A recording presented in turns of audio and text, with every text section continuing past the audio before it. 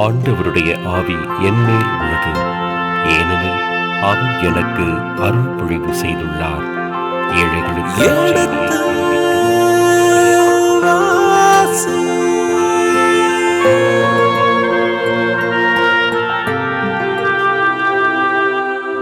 எடுத்து வாசி.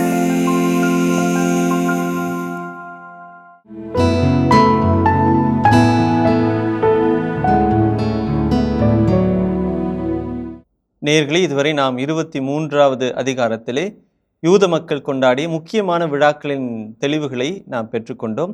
இப்பொழுது 24வது அதிகாரத்தை பற்றி அருட்தந்தை அவர்கள் விளக்கி கூறுவதை கேட்போம். 23ஆம் அதிகாரத்திலிருந்து 24ஆம் அதிகாரம் நம்முடைய கவனத்திற்கு வருகிறது. 24ஆம் அதிகாரம் இந்த லேவியர் புத்தகத்தினுடைய முக்கியமான பிரிவாகிய 6வது பிரிவு, தூய்மையான வாழ்விற்கும் வழிபாட்டிற்குமான சட்டங்கள் என்ற பகுதியில் 17ஆம் அதிகாரத்திலிருந்து 27ஆம் அதிகாரம் வரை உள்ள பகுதி.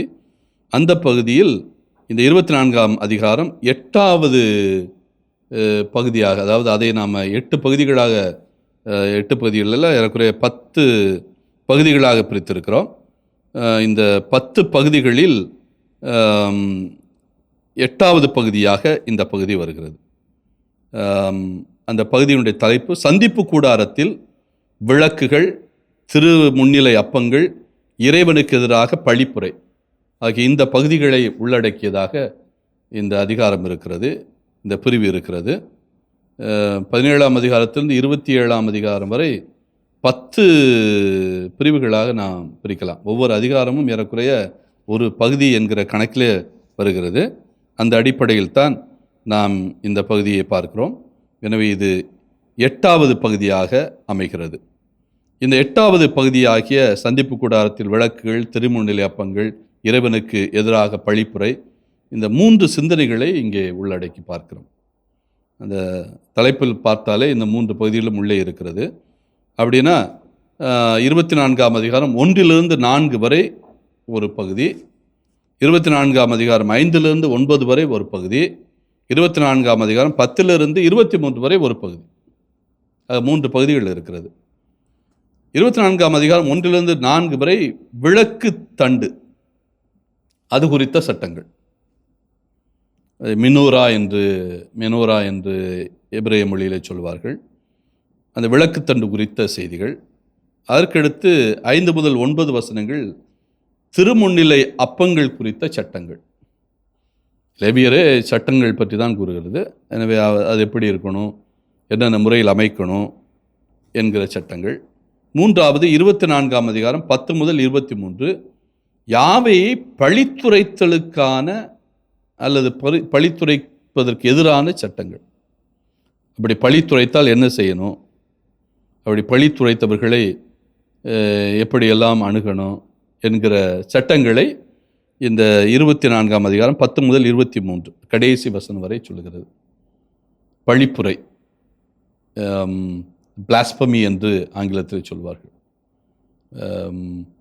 இயேசு பழித்துரைத்தார் கடவுளை என்று தலைமை குரு தன்னுடைய ஆடைகளை எல்லாம் கிழித்துக் கொள்வார். பழிப்புரை, பிளாஸ்பமி என்றால் மிக கொடுமையான ஒரு சிந்தனை. யூதர்கள், குறிப்பாக ஒரு கடவுள் கொள்கை கொண்டிருக்கிற எல்லா இனங்களுமே தங்களுடைய கடவுளுக்கு எதிராக யாருமே பேசிவிடக்கூடாது என்கிற சிந்தனை கொண்டவர்கள். இது எல்லா இனங்களிலுமே இருக்கும், அது கிறிஸ்துவ சமயம் உள்பட. அதை பழிப்புரையாக நினைப்பார்கள், கடவுளை பழிப்பதாக நினைப்பார்கள். ஒரு கடவுள் கொள்கை கொண்ட எல்லா இனங்களுமே அவர்களுக்கு அது ஒரு அழுத்தமாக பதிந்திருக்கும். இது யூதர்களுக்கும் வந்தது. அந்த பழிப்புரை யாராவது செய்தால் அதற்கு என்னென்ன தீர்வுகள் இருக்கிறது, என்ன தண்டனைகளை கொடுக்கலாம், அந்த தண்டனையிலிருந்து அவர்கள் எப்படி மீண்டு வரலாம் என்பதற்கான சட்டங்கள் எல்லாம் இந்த 10 முதல் 23 வசனங்களிலே இருக்கிறது. இப்போ முதல் பகுதியை பார்ப்போம். 23ஆம் அதிகாரம் 1 முதல் 4 அந்த பகுதி விளக்குத்தண்டு பற்றி கூறுகிறது. விளக்குத்தண்டு என்றால் மெனோரா என்று நாம் எபிரேய மொழியில் எருசலேம் ஆலயத்தில் அவர்கள் நடுநாயகமாக வைத்திருந்த அந்த விளக்கு தண்டு. அதை பற்றி 1 முதல் 4 வசனங்கள் நமக்கு சுருக்கமாக சொல்லுகிறது. அதை வாசிப்போம். ஆண்டவர் மோசேயிடம் கூறியது. ஆக இப்பொழுது மீண்டும் ஆண்டவர் மோசேயிடத்திலே பேசுகிறார். லேவியருக்கு எழுதிய சட்டங்கள் எல்லாமே மோசே நேரடியாக இறைவனை சந்தித்து பெற்றது. அப்படித்தான் லேவியர் புத்தகம் நினைக்கிறது. லேவியர் புத்தகத்துடைய ஆசிரியர் நினைக்கிறார், இது மோசே தானாக எழுதவில்லை, இறைவனுடைய தூண்டுதலால் எழுதினார். இறைவனே இந்த சட்டங்களை கொடுத்தார். எனவே இந்த வழிபாட்டு சட்டங்கள் எல்லாம் புனிதமானவை, தூயவை என்றால் அது தூய இடத்திலிருந்து வந்திருக்கிறது என்கிற கருத்தை இந்த சிந்தனை சுட்டிக்காட்டுகிறது. அதற்கடுத்து 2ஆம் வசனம். எப்போதும் குத்து விளக்கு எரிந்து கொண்டிருக்க தெளிவான ஒலிவ எண்ணெயை உன்னிடம் கொண்டு வர இஸ்ரேல் மக்களுக்கு கட்டளையிடு. ஆக இங்கே குத்து விளக்கு பற்றி பேசப்படுகிறது, ஒலிவ எண்ணெய் பற்றி பேசப்பட்டிருக்கிறது. இந்த வசனத்தை மட்டும் எடுத்துக்கொண்டு பார்த்தோம் என்றால் இங்கே ஒலிவ எண்ணெய் வேண்டும், அதே போல குத்து விளக்கு, இதை குத்து விளக்கு என்று அழைக்கிறார்கள். அதற்கடுத்து அந்த அடுத்த வசனத்தை வாசியுங்கள். 3வது. சந்திப்பு கூடாரத்தில் உடன்படிக்கை திரைக்கு வெளியே மாலை முதல் காலை வரை எப்போதும் அது ஆண்டவருக்கு முன் எரிந்து கொண்டிருக்க வேண்டும். ஆக எங்கு இருக்க வேண்டும் இந்த குத்து விளக்கு, இந்த மெனோரா எங்கு இருக்க வேண்டும்? அதற்கடுத்து இது உங்கள் வழிமரபினருக்கு என்றுமுள்ள நியமம் ஆகும். இது வழக்கமாக சொல்லக்கூடியது. 4வது வசனம். ஆண்டவர் திருமுன்னிருக்கும் பசும்பொன் குத்து விளக்கு தண்டின் மேல் இருக்கிற கிளை விளக்குகளை எப்போதும் எரிய விட வேண்டும். மீண்டும் அந்த குத்து விளக்கிலே அது எத்தனை கிளைகள் இருக்கிறது, அந்த கிளைகளையும் சுட்டி காட்டுகிறார்.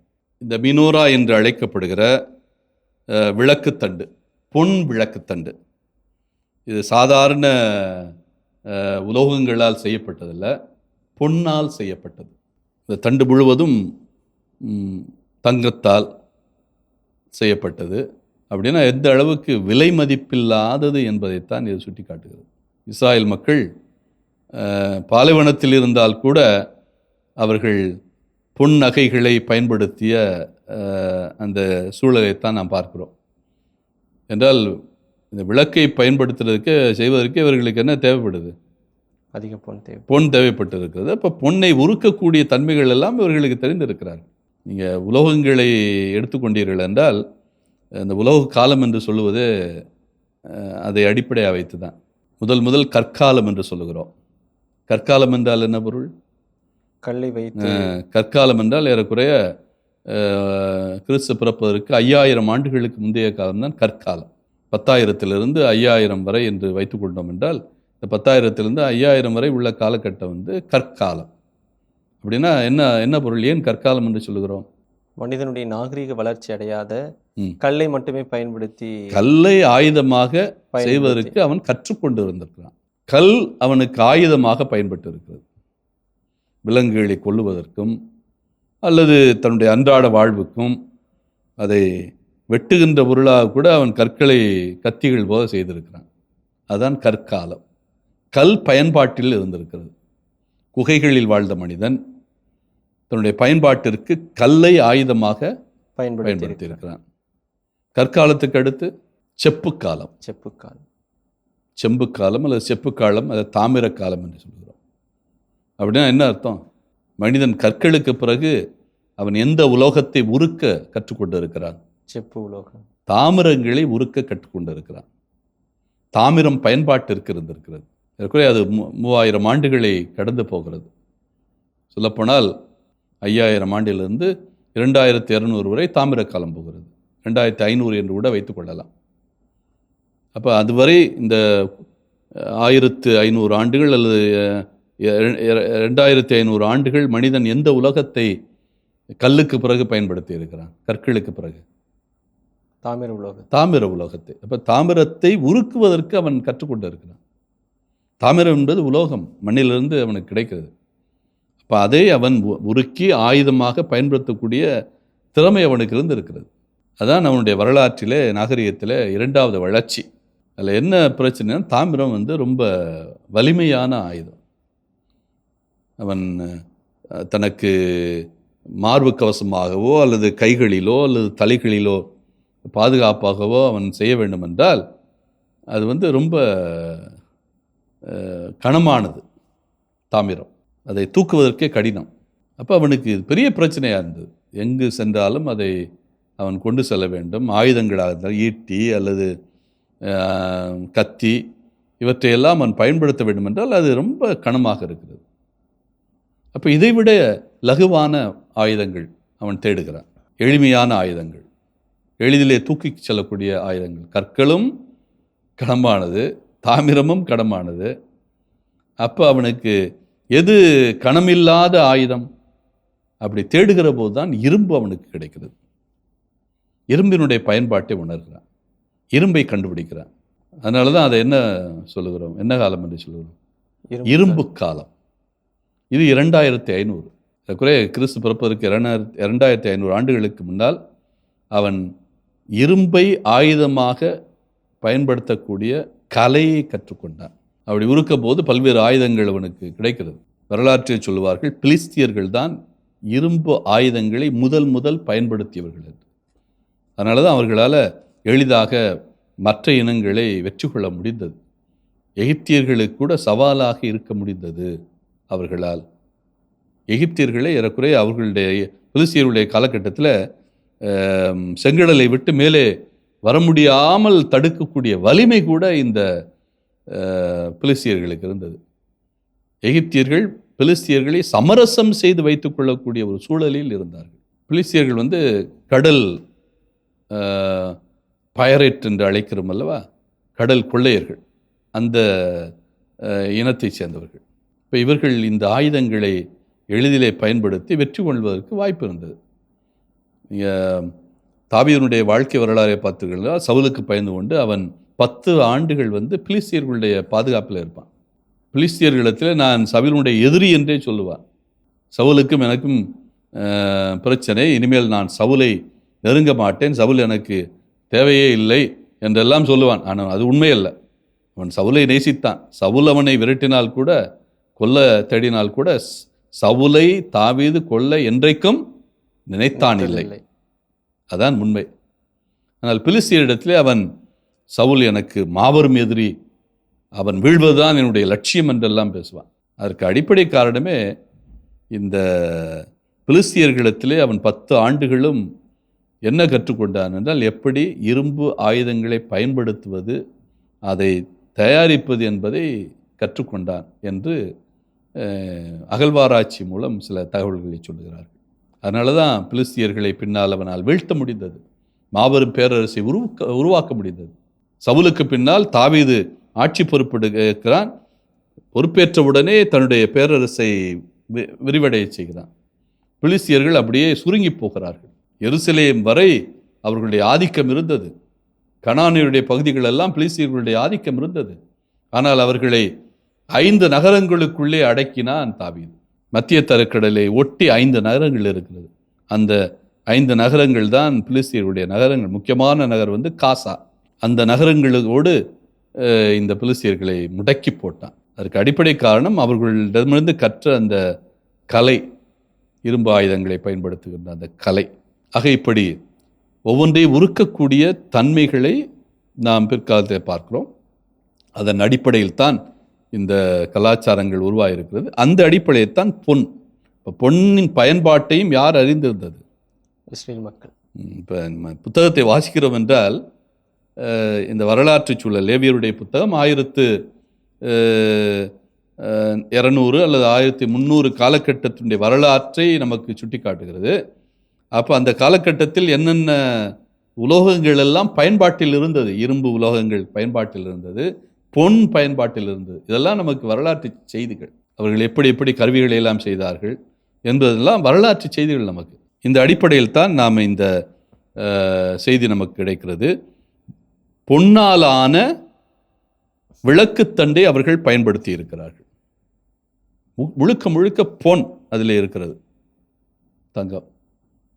அதுவும் கூடாரத்தில் அவர்கள் வைத்திருக்கிறார்கள். கூடாரத்தினுடைய அந்த திரைச்சீலைக்கு முந்தைய பகுதி, திரைச்சீலைக்கு உள்ளே இறைவனுடைய அந்த திருவுறைவிடம் இருக்கிறது. உடன்படிக்கை பேழை இருக்கிறது. அந்த உடன்படிக்கை பேழைக்கு வெளியிலே அதை மறைத்து கொண்டு திரை இருக்கிறது, திரைச்சிலை. அந்த திரைச்சிலைக்கு முன்னால் உடன்படிக்கை பேழைக்கு நேர் எதிரே வெளியிலே தூவக்கலசம் இருக்கிறது. அதனுடைய வலப்புறத்தில் திருமுன்னிலை அப்பம், அதனுடைய அப்பங்கள் இருக்கிற 12 அப்பங்கள் இருக்கிற மேஜை இருக்கிறது. இடப்புறத்திலே விளக்கு தண்டு இருக்கிறது, அதாவது இங்கே குத்து விளக்கு இருக்கிறது. இந்த குத்து விளக்கினுடைய சிந்தனை என்னவென்றால், அது மாலை முதல் காலை வரை எப்போதும் ஆண்டவருக்கு முன் எரிந்து கொண்டிருக்க வேண்டும். சந்திப்பு கூடாரத்தில் உடன்படிக்கை திரைக்கு வெளியிலே அது இருக்கிறது. வழக்கமாக இந்த உடன்படிக்கை பேழை அந்த இருக்கிற பகுதியிலே வைக்கப்பட்டிருக்கிற இந்த விளக்கு தண்டு, அதில் 7 திரிகள் வைக்கிற அளவுக்கு 7 கம்பங்கள் இருக்கும், தண்டுகள் இருக்கும். ஒரு தண்டு தான், ஒரு தண்டிலிருந்து 7 கிளைகள் செல்லும். அந்த 7 கிளைகளிலும் 7 திரிகள் இருக்கும், எரிந்து கொண்டு இருக்கும். 7 என்பது நிறைவு, ஒரு முழுமையை சுட்டி காட்டுகிறது. அந்த அடிப்படையில் தான் அவர்கள் 7 கிளைகளை வைத்திருக்கிறார்கள். அந்த ஒளி என்பது இறைவனுடைய பிரசன்னத்தை குறிக்கிறது. உடன்படிக்கை பேழையில் இருப்பது மட்டும் யாவை அல்ல, இங்கே விளக்குத்தண்டிலும் யாருடைய பிரசன்னம் இருக்கிறது? கடவுளுடைய பிரசன்னம், இறைவனுடைய பிரசன்னம். இன்னொரு சிந்தனையிலும் அதை பார்க்கலாம். ஒளி என்றால் அறிவொளி, அறிவை சுட்டி காட்டுகிறது, ஞானத்தை சுட்டி காட்டுகிறது. ஆங்கிலத்திலிருந்து என்லைட்டன்மெண்ட் என்று சொல்லுகிறார்கள். என்லைட்டன்மெண்ட் என்றால் அதுவும் ஞானத்தை தான் சுட்டி காட்டுகிறது. நான் ஞானம் பெறுகிறேன், என்னுடைய எண்ணத்திலே சிந்தனையிலே ஒரு புதிய ஒளி பிறக்கிறது என்கிற ஒரு சிந்தனை. அப்போ இந்த விளக்குத்தண்டு நான் பெறுகின்ற அறிவொளியையும் நான் பெறுகின்ற ஞானத்தையும் சுட்டி காட்டுவது மட்டுமல்ல, அதனுடைய அடையாளமாக இருக்கிறது. இந்த விளக்குத்தண்டில் எந்த எண்ணெயையும் பயன்படுத்த முடியாது. ஒலிவ எண்ணெய் தூயதாக இருக்க வேண்டும். இந்த எண்ணெயை யார் கொண்டு வர வேண்டும்? இஸ்ராயேல் மக்கள் கொண்டு வர வேண்டும். அப்படி என்றால் இந்த ஒளியிலே யாருடைய பங்கேற்பு இருக்கிறது? மக்களுடைய பங்கேற்பு. குருக்கள் இது தயாரிப்பதல்ல, மக்களே கொண்டு வந்து அவங்களுடைய பங்கேற்பை இங்கே சுட்டி காட்டுகிறார்கள். ஒளி எழிவதற்கு எண்ணெய் தேவைப்படுகிறது. அப்போ இந்த ஒளியை எரியச் செய்கின்ற, அந்த விளக்கில் இருக்கிற ஒளியை எரியச் செய்கின்ற எண்ணெயாக யார் இருப்பது? கடவுளே இருக்கிறார், மக்கள் இருக்கிறார்கள். என்னால் மக்கள் தானே கொண்டு வருகிறார்கள். மக்களை இந்த எண்ணெய் சுட்டி காட்டுகிறது. ஒளியாக கடவுள் இருக்கிறார், ஆனால் இந்த ஒளிக்கு தேவைப்படுகிற எண்ணெய் யார்? மக்கள். மக்களுடைய பங்கேற்பு. மக்கள் தங்களை எண்ணெயாக உருக்குகிறார்கள். அவர்களுடைய பங்கேற்பிலே இந்த ஒளி இருக்கிறது. எனவே மக்களும் அந்த ஒளியில் தங்களுடைய உறுப்பாக இருக்கிறார்கள். நாம் கூட திருப்பலி நேரங்களிலே அப்பத்தையும் ரசத்தையும் எடுத்து காணிக்க மனித உழைப்பின் பயனாகவும் திராட்சை செடியின் விளைவாக அப்பமும் ரசமும் மனித இனத்தினுடைய ஒட்டுமொத்தமாக இருக்கிறது. அதே மாதிரி தான் எண்ணெய் இறை மக்களை காட்டுகிறது. இஸ்ராயேல் மக்களுடைய அந்த மக்கள் கூட்டத்தை அல்லது திருக்கூட்டத்தை அடையாளமாக காட்டுகிறது. இந்த 7 தண்டுகள் இருக்கிறது. விடுதலை பயணம் 25:37 இந்த 7 தண்டுகளை பற்றிய, இந்த விளக்கு தண்டை பற்றிய விளக்கமே இருக்கிறது. நீங்கள் விடுதலை பயணம் 25:31 முதல் 39 பார்த்தீர்கள் என்றால் அதற்கான விளக்கம் இருக்கும். 25ஆம் அதிகாரம் 31 39 ஒரு நீண்ட பகுதியாக அந்த விளக்கு தண்டை பற்றிய குறிப்பு இருக்கிறது. 25 வரிசையாக ஆலயத்தில் பயன்படுத்தப்படுகின்ற ஒவ்வொரு பொருளை பற்றியும் விளக்கம் இருக்கும். காணிக்கை அப்பத்தை பற்றி இருக்கும், உடன்படிக்கை பழையை பற்றி இருக்கும், விளக்கு தண்டை பற்றி இருக்கும், சந்திப்பு கூடாரத்தை பற்றி இருக்கும். ஒவ்வொரு பகுதியாக விளக்கி சொல்லிக்கொண்டே இருப்பார்கள். அப்போ இந்த விளக்குத்தண்டு எப்படியெல்லாம் இருக்க வேண்டும், எத்தனை கிளைகள் இருக்க வேண்டும், அந்த கிளைகள் எல்லாம் எப்படி இருக்க வேண்டும், அதாவது அதில் 4 வகையான விரிவுகள் இருக்கும். அதாவது 2 கிளைகள் இருந்தால் கூட அது ஒரு தண்டிலிருந்து வரும். கீழே இருக்கிற ஒரு தண்டு, அதற்கடுத்து இருக்கிற ஒரு தண்டு, அப்புறம் இருக்கிற 3ஆவது தண்டு, நடுவில் இருக்கிற, அப்போ 4 தண்டுகளாக இருக்கும். 3 தண்டுகள் மட்டும் வளைந்திருக்கும். அதுக்கு எப்படி அது வளைந்திருக்கும் என்றால், அதற்கு 32வது இறைவார்த்தை. அதற்கு சொல்லுகிறார், வாதுமை வடிவிலே அந்த கிளைகள் வளைந்திருக்கும் என்று சொல்கிறார். வாதுமை விதை இருக்குல்லவா, அந்த வாதுமை விதை போல அது வளைந்திருக்கும் என்பதற்கு உதாரணமாக சொல்கிறார். அப்போ 2 2 2 அப்புறம் 1. இதில் தான் 7 திரிகள் இருக்கும். இந்த 7 திரிகளிலும் ஒலிவ எண்ணெயை ஊற்றி அதை ஒளிரச் செய்கிறார்கள். அப்படி ஒளிரச் செய்கின்ற போது அந்த கிளையில் இருக்கிற விளக்குகள் எரிந்து கொண்டு இருக்கும். அப்படி எரிகின்ற போது எல்லாருக்கும் அது ஒளியாக இருக்கிறது. அதாவது இறைவனுடைய பிரசன்னத்தை தான் அது சுட்டி காட்டுகிறது. இந்த ஒளியும் இந்த விளக்குத்தண்டை பற்றி ஏறக்குறைய தாவீது காலம் வரை பேசுகிறார்கள். ஆனால் தாவீது காலத்துக்கு பிறகு இந்த விளக்குத்தண்டு என்ன ஆனது என்கிற செய்திகள் இல்லை. அதுவும் குறிப்பாக சாலமோன் காலத்தில் கூட புதிய ஆலயத்தை கட்டிய பிறகு புதிதாக அவன் விளக்குத்தண்டு வைப்பது போல செய்திகள் இருக்கிறது. இந்த பழைய விளக்குத்தண்டு எருசலேம் ஆலயத்துக்கு கொண்டு செல்லப்பட்டதா என்கிற செய்திகள் இல்லை. அதற்கு பிறகு விளக்குத்தண்டுகளுடைய அமைப்புகள் மாறிக்கொண்டே போகிறது. ஒரு விளக்குத்தண்டுக்கு பதிலாக பிற்காலங்களிலே 10 விளக்குத்தண்டுகளை பற்றிய செய்திகளாம் வருகிறது. எருசலேம் ஆலயத்தில் 10 விளக்குத்தண்டுகள் இருந்ததாக குறிப்பாக சாலமோனுடைய ஆட்சி காலத்திலே அவன் புதிய ஆலயம் கட்டிய பிறகு 10 விளக்குத்தண்டுகளை பற்றிய குறிப்பு இருக்கிறது. விளக்குத்தண்டுகள் என்று தான் குறிப்பு இருக்கிறது, தண்டு என்று குறிப்பு இல்லை. பின்னால் அந்த பொன் விளக்குத்தண்டு, ஆனால் பொன்னால் மட்டும் அது செய்யப்பட்டது. பின்னாலே அந்த விளக்குத்தண்டு புதிதாக செய்யப்பட்டால் அந்த பொன்னால் செய்யப்பட்டது, தங்கத்தால் செய்யப்பட்டது என்கிற கருத்து இருக்கிறது. ஆனால் எருசலேம் ஆலயம் அழிந்த பிறகு அது என்ன ஆனது, அதை பின்னால் பலமுறை அந்த விளக்குத்தண்டை புதிதாக செய்தார்கள். ஒவ்வொரு படையெடுப்பின் போதும் இந்த விளக்குத்தண்டுகளை எல்லாம் அந்த அரசர்கள் என்ன செய்தார்கள், அது பொன்னால் செய்யப்பட்டதுனால அதை எடுத்துக்கொண்டு போய் அவர்கள் உருக்கி அவர்களுக்கான பல பொருட்களை செய்தார்கள் என்றுதான் பாரம்பரியம் சொல்லுகிறது. எனவே இந்த மோசே காலத்தில் இந்த விளக்குத்தண்டு என்ன ஆனது என்கிற செய்தியே இல்லை. அதற்கு அடிப்படை காரணம் பொன்னால் செய்யப்பட்டது. அது எனவே எளிதிலே நாடுகளை வீழ்த்துகிறவர்கள் அல்லது ஆட்சியை பிடிக்கிறவர்கள் அதை எடுத்து சென்று அதனை தங்களுடைய பயன்பாட்டுக்கு பயன்படுத்துவது மிக எளிதாக இருந்தது. அப்படித்தான் இந்த விளக்குத்தண்டும் மறைந்திருக்க வேண்டும். ஆனால் இந்த விளக்குத்தண்டை பற்றி பேசுகிற போது இந்த சிந்தனையை நாம் மறக்கவே முடியாது. அது நம்முடைய ஞானத்தின் அடையாளமாக இருக்கிறது, அறிவொளியினுடைய அடையாளமாக இருக்கிறது. அதே சமயத்தில் இறைவன் ஒளியாக இருக்கிறார், ஒளிமயமாக இருக்கிறார் என்பதை உலகுக்கு உரத்து சொல்லுகிறது இந்த விளக்குத்தண்டு. அதிகாரம் 24 இந்த முதல் பகுதியை நாம் பார்த்திருக்கிறோம். முதல் பகுதியானது விளக்குத்தண்டு குறித்த சட்டங்கள். விளக்குத்தண்டு என்றால் மெனோரா என்று அழைக்கப்படுகிற யூதர்கள் பயன்படுத்துகிற அந்த விளக்கு. இப்போ அதற்கடுத்து 24ஆம் அதிகாரம் 5 முதல் 9 வசனங்கள் திருமுன்னிலை அப்பங்கள் குறித்த சட்டங்கள். இந்த ரெண்டுமே மினோராவாக இருக்கட்டும் அல்லது திருமுன்னிலை அப்பங்களாக இருக்கட்டும், ரெண்டுமே அந்த கூடாரத்தில், சந்திப்பு கூடாரத்தில் திரைச்சிலைக்கு முன்னால் இருக்கிற 2 முக்கியமான பொருட்கள். 3 பொருட்கள் இருக்கும். அதில் நடுவில் இருக்கிற பொருள் தூபக்கலசம். அதற்கு இருபுறமாக வலதுபுறம் அப்பங்களும் இடதுபுறம் மெனோரா என்று அழைக்கப்படுகிற அந்த விளக்கு தண்டுகளும் இருக்கிறது.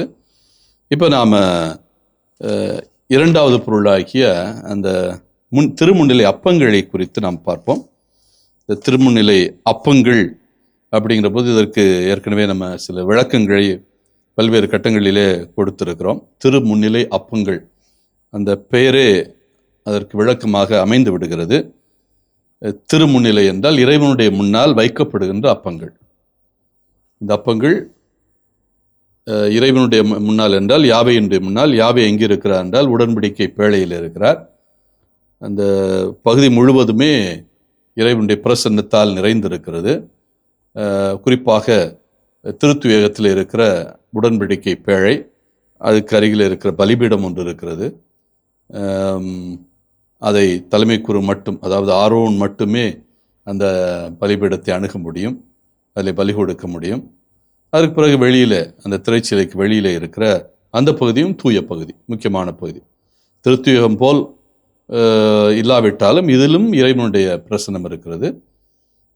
நம்ம ஏற்கனவே சுட்டி காட்டினோம், அந்த தண்டு, விளக்கு தண்டு என்பதே இறைவனுடைய ஒளியைத்தான், இறைவன்தான் ஒளியாக இருக்கிறார் என்பதை சுட்டி காட்டுகிறது. அந்த ஒளிக்கு தேவையான எண்ணெய் கூட மக்களாக இருக்கிறார்கள், இறைமக்கள் திருக்கூட்டமாக இருக்கிறது, இஸ்ராயல் மக்களுடைய கூட்டமைப்பாக இருக்கிறது. அவர்களே ஆகுதியாக இருந்து அங்கே எரிகிறார்கள். அந்த நிலையில்தான் நாம் இதை பார்க்கிறோம். இப்போ திருமுன்னிலை அப்பங்கள், இதை 5ஆம் வசனத்தை பார்ப்போம். 20 படி அளவுள்ள மரக்காலில், இது அடிக்கடி வந்து கொண்டு இருக்கிறது லேவியர் புத்தகத்தில். இந்த எஃபா என்கிற அந்த சொல் 20 படி அளவுள்ள மரக்கால், இந்த மரக்கால் 20 படி அளவு கொண்டது. 10 பங்கு மிருதுவான மாவில் செய்யப்பட்ட 12 அப்பங்கள் சுட்டு. எனவே இங்கே தேவையானது 12 அப்பங்கள். 12 அப்பங்கள் மிருதுவான என்கிற போது ஃபைன், வழக்கமாக பார்லியில் தான் அதை செய்வார்கள். ரொம்ப நைஸான, ரொம்ப நல்ல ஒரு பொருத்தமான மாவாக இருக்க வேண்டும். அப்படிப்பட்ட மாவிலிருந்து தயாரிக்கப்பட்ட 12 அப்பங்கள். இந்த 12 அப்பங்கள் என்கிற போது இந்த 12 அப்பங்கள் எதை சுட்டி காட்டுகிறது? 12 குலங்களை, 12 இனங்களை சுட்டி காட்டுகிறது. மூதாதையர்கள், அந்த 12 குலங்களினுடைய தலைவர்களை சுட்டி காட்டுகிறது. இஸ்ராயலுடைய பிள்ளைகள், யாக்கோபினுடைய பிள்ளைகள். நான் ஏற்கனவே சுட்டி காட்டினேன். இங்கே எடுக்கப்படுகின்ற மாவினுடைய அளவு 2 படி, அதாவது 10ல் 1 பங்கு. அதற்கு இப்போ எபிரேய மொழியில் ஓமியர் என்று அழைக்கிறார்கள். இந்த அப்பத்தை தயார் செய்து அதை எதல் மேல் வைக்க வேண்டும்? 6ஆம் வசனத்தில், அவற்றினை ஆண்டவரின் திருமுன் பசும்புன் மேசையில் அடுக்குக்கு 6 வீதம் 2 அடுக்காக வைக்க வேண்டும்.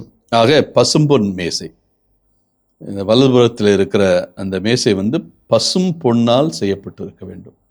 அதாவது தூய நல்ல பொன்னால் செய்யப்பட்டிருக்கிற ஒரு மேசை. அந்த மேசை மேலே அப்பத்தை 2 அடுக்காக வைக்க வேண்டும்.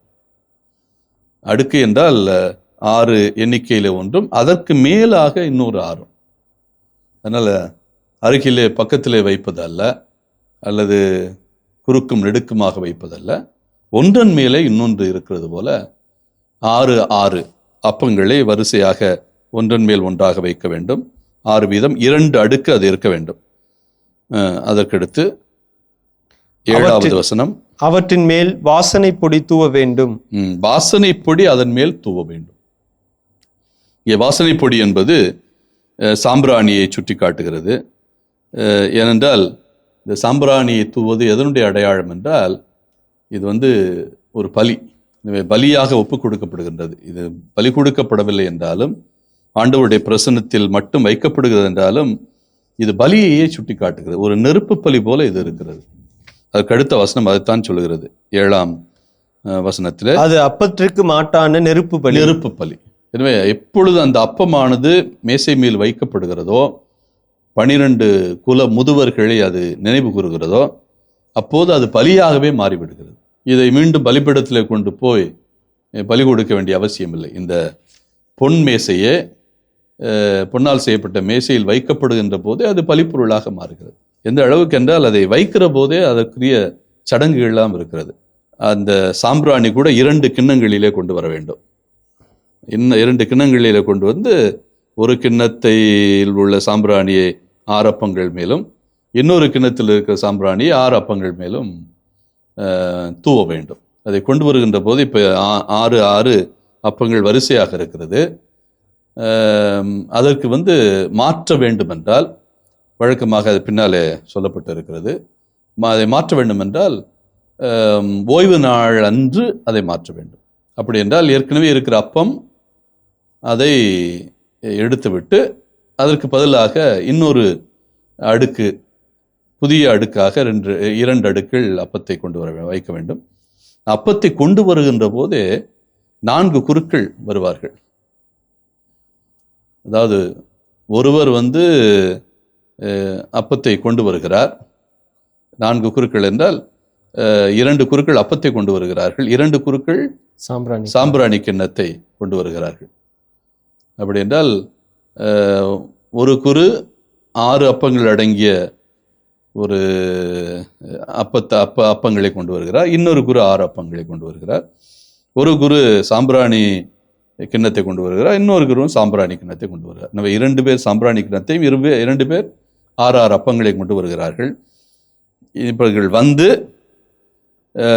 ஒருவர் அப்பத்தை வைக்கிறார், இன்னொருவர் அந்த அப்பத்தை எடுக்கிறார், ஒருவர் அப்பத்தை வைக்கிறார், இன்னொருவர் அப்பத்தை எடுக்கிறார். இப்படி அப்பங்களை எடுக்க எடுக்க எடுக்க அந்த மாற்று செய்து கொண்டே இருக்க வேண்டும். அதே போல சாம்பிராணி, இது ஒரு சடங்கு போல நிறைவேற்றப்பட வேண்டும். ஏதோ மேசையில் கொண்டாந்து அப்படியே வைப்பது அல்ல, ஒரு சடங்கு போல நிறைவேற்ற வேண்டும். இதில் என்ன நிலை என்றால், அந்த அப்பத்தை எடுக்கிற போது ஒட்டுமொத்தமாக எல்லாவற்றையும் வெளியே எடுத்து விட்டு மீண்டும் புதிய அப்பங்களை வைக்கக்கூடாது. என்ன பொருள் என்றால், அந்த அப்பம் திரு முன்னிலையில் இருக்கக்கூடிய அப்பம், அது இறைவனுடைய பிரசன்னம். அந்த இறைவனுடைய பிரசன்னம் எப்பொழுதும் இருந்து கொண்டு இருக்க வேண்டும். அப்படி உடன்படிக்கை பிழை எப்பொழுதும் இருக்கிறதோ அதே போல இந்த அப்பமும் எப்போதும் ஒரு அப்பமாவது இருந்து கொண்டே இருக்க வேண்டும். அதனால ஒட்டுமொத்தமாக எல்லா அப்பத்தையும் எடுத்து விட்டு அதற்கு பதிலாக மாற்று அப்பங்களை வைக்கக்கூடாது, படிப்படியாகத்தான் செய்ய வேண்டும். எனவே பழைய அப்பங்கள் இருக்கிற போதே புதிய அப்பங்களை மாற்றிக்கொண்டு இருக்க வேண்டும். ஒரு கட்டத்தில் பழைய அப்பங்களாம் எடுத்த பிறகு எல்லா அப்பங்களும் இருக்கிறது மாதிரி செய்ய வேண்டும். அதன் மேலே சாம்பிராணித்துவம், அதன் பிறகு எடுத்து இவர்கள் என்ன செய்வார்கள், பழைய அப்பங்களையும் பழைய கிண்ணங்களையும் மீண்டும் கொண்டு வருவார்கள். ஏற்கனவே இருக்கும் அல்லவா 2 அப்ப அடுக்குகள், அதே மாதிரி 2 கிண்ணங்கள் இருக்கும் அல்லவா, அதை கொண்டு வர வேண்டும். இதை அதை ஒரு அழகான ஒரு நிலையிலே இவர்கள் இதை செய்ய வேண்டும். ஒரு பவடி போல இருக்கும் அதை பார்ப்பதற்கு. அந்த அளவுக்கு இந்த திருமுன்னிலை அப்பங்களை அவர்கள் செய்ய வேண்டும். வாசியுங்கள் தொடர்ந்து 8ஆம் வசனம். இது என்றும் உள்ள உடன்படிக்கை. இது என்றும் உள்ள உடன்படிக்கை. இந்த அப்பங்கள் பீடத்தில் இருப்பது, பொன் பீடத்தில் இருப்பது எதை சுட்டி காட்டுகிறது என்றால், என்றும் உள்ள உடன்படிக்கை. இங்கே என்றும் உள்ள உடன்படிக்கை என்று சொல்லுகின்ற போது எதை குறிக்கிறது என்றால், எப்படி விருத்த சேனம் ஒரு உடன்படிக்கையினுடைய அடையாளமாக இருந்ததோ, அல்லது நோவா பெட்டகத்தில் அதற்கு பிறகு அவர்கள் இறைவனோடு செய்து கொண்ட உடன்படிக்கையினுடைய அடையாளமாக வானவில் இருந்ததோ, இங்கே இறைவனோடு இஸ்ராயேல் மக்கள் செய்து கொண்ட சீனாய் மலை உடன்படிக்கையில் அந்த 2 பலகைகள் உடன்படிக்கையாக இருந்ததோ, உடன்படிக்கை அடையாளமாக இருந்ததோ, அதே போல இந்த காணிக்கை அப்பங்கள், திருமுன்னிலை அப்பங்களுமே இறைவனுடைய உடன்படிக்கையினுடைய அடையாளமாக இருக்கிறது. அதனால இந்த வார்த்தை பயன்படுத்தப்படுகிறது, என்றும் உள்ள உடன்படிக்கை. இந்த என்று உள்ள உடன்படிக்கை என்கிற போது இதை பழைய ஏற்பாட்டில் நாம் பல இடங்களில் வாசிக்க கேட்கிறோம். உதாரணமாக எசாயா 55:3 தி எவர்லாஸ்டிங் கவனன்ட் என்று ஆங்கிலத்தில் சொல்லுவார்கள். என்றும் உள்ள உடன்படிக்கை. இறைவன் இஸ்ராயேல் மக்களோடு என்றைக்கும் நிலைத்திருக்கிற ஒரு உடன்படிக்கையை செய்து கொண்டார் என்று அது சுட்டிக்காட்டப்படுகிறது. எசாயா 55, அதாவது 2வது எசாயா தன்னுடைய கடைசி அதிகாரத்தில் இதை சொல்லுகிறார். 55:3.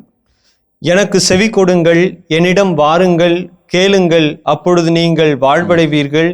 நான் உங்களுடன் ஓர் என்றுமுள்ள உடன்படிக்கையை செய்து கொள்வேன். உள்ள உடன்படிக்கையை செய்து கொள்வேன் என்கிற கருத்தை இங்கே வலியுறுத்தி சொல்லுகிறார். அதே சிந்தனை எசேக்கியேல் 34:25, குறிப்பாக இறைவாக்கினர்களுடைய புத்தகங்களில் எல்லாம் இந்த சிந்தனை இருக்கும். என்றும் உள்ள உடன்படிக்கையை இறைவன் செய்து கொள்ள விரும்புகிறார். ஏனென்றால் ஏற்கனவே செய்து கொண்ட உடன்படிக்கை என்ன ஆயிற்று? அது செல்லாதாகிவிட்டது. சீனாய் மலை உடன்படிக்கை அது கல்லில் எழுதப்பட்ட உடன்படிக்கையாக மாறிவிட்டது. அதை மக்கள் பின்பற்ற தவறிவிட்டார்கள். எனவே இறைவன் இனிமேல் உடன்படிக்கை செய்து கொள்வது என்றால் என்ன செய்வார்? நிலையான உடன்படிக்கையை செய்வார். அழிந்து போகாத உடன்படிக்கையை செய்வார். நினைத்த போதெல்லாம் இவர்கள் மீறுகிற உடன்படிக்கையை செய்ய மாட்டார். என்றைக்கும் நிலைத்திருக்கிற ஒரு உடன்படிக்கை இறைவன் செய்வார். அதைத்தான் எசேக்கியேல் 34:25 விளக்கி காட்டுகிறது. எசேக்கியேல் 34:25.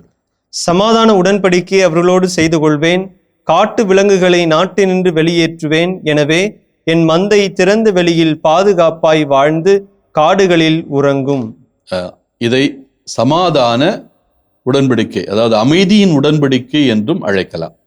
என்றும் உள்ள உடன்படிக்கை. அங்கே சண்டைகளோ சச்சரவுகளோ இல்லாமல் எல்லா இனங்களும் எல்லா மக்களும் விலங்குகள் கூட அமைதியாக வாழ்கின்ற ஒரு சூழல்.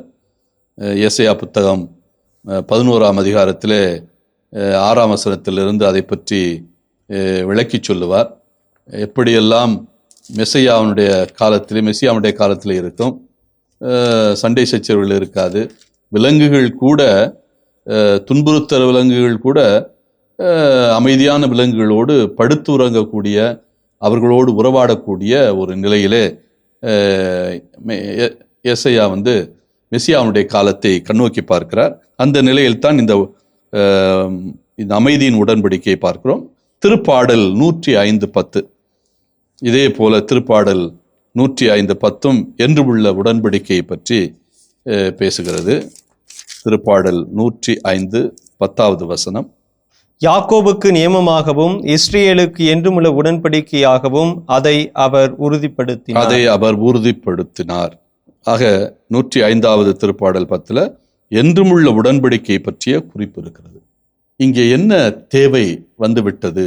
என்றுமுள்ள உடன்படிக்கை எதற்காக இறைவாக்கினர்கள் இப்படி என்றுமுள்ள உடன்படிக்கை பற்றி அடிக்கடி பேசுகிறார்கள்? இதில் இன்னொன்று, நீங்கள் எரேமியா புத்தகத்தை எடுத்துக்கொண்டீர்கள் என்றால் 31 அவர் என்றுமுள்ள உடன்படிக்கை என்று சொல்ல மாட்டார். ஏசாயா, எசேக்கியேல் இவர்கள் எல்லாம் அமைதியின் உடன்படிக்கை, என்றுமுள்ள உடன்படிக்கை என்று சொல்லுகிற போது எரேமியா 31 அதற்கு ஒரு புதிய வார்த்தையை கொடுக்கும்.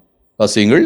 இதோ நாட்கள் வருகின்றன, அப்பொழுது நான் இஸ்ரேல் வீட்டாரோடும் யூதாவின் வீட்டாரோடும் புதிய உடன்படிக்கை ஒன்றை செய்து கொள்வேன். புதிய உடன்படிக்கை ஒன்று செய்து கொள்ள விரும்புகிறேன் என்பதை அவர் சுட்டி காட்டுகிறார். புதிய உடன்படிக்கை. ஆக இந்த என்றும் உள்ள உடன்படிக்கை, அமைதியின் உடன்படிக்கை எப்படிப்பட்ட உடன்படிக்கையாக இருக்க போகிறது? புதிய உடன்படிக்கையாக இருக்க போகிறது. அப்ப பழைய உடன்படிக்கை என்ன ஆயிற்று? செல்லாதாயிற்று. சீனாய் மலை உடன்படிக்கை செயலற்று போய்விட்டது. மக்கள் அதை மீறிவிட்டார்கள். அப்ப இனி அந்த உடன்படிக்கையை வைத்து பயன் இல்லை. அதனாலதான் பின்னால எசேக்கியேல் 36:26 இந்த சீனாய் மலை உடன்படிக்கை எப்படிப்பட்டது, புதிய உடன்படிக்கை அல்லது அமைதியின் உடன்படிக்கை அல்லது என்றுமுள்ள உடன்படிக்கை எப்படி இருக்கும் என்பதை விளக்கமாக சொல்கிறார். எசேக்கியேல் 36:26.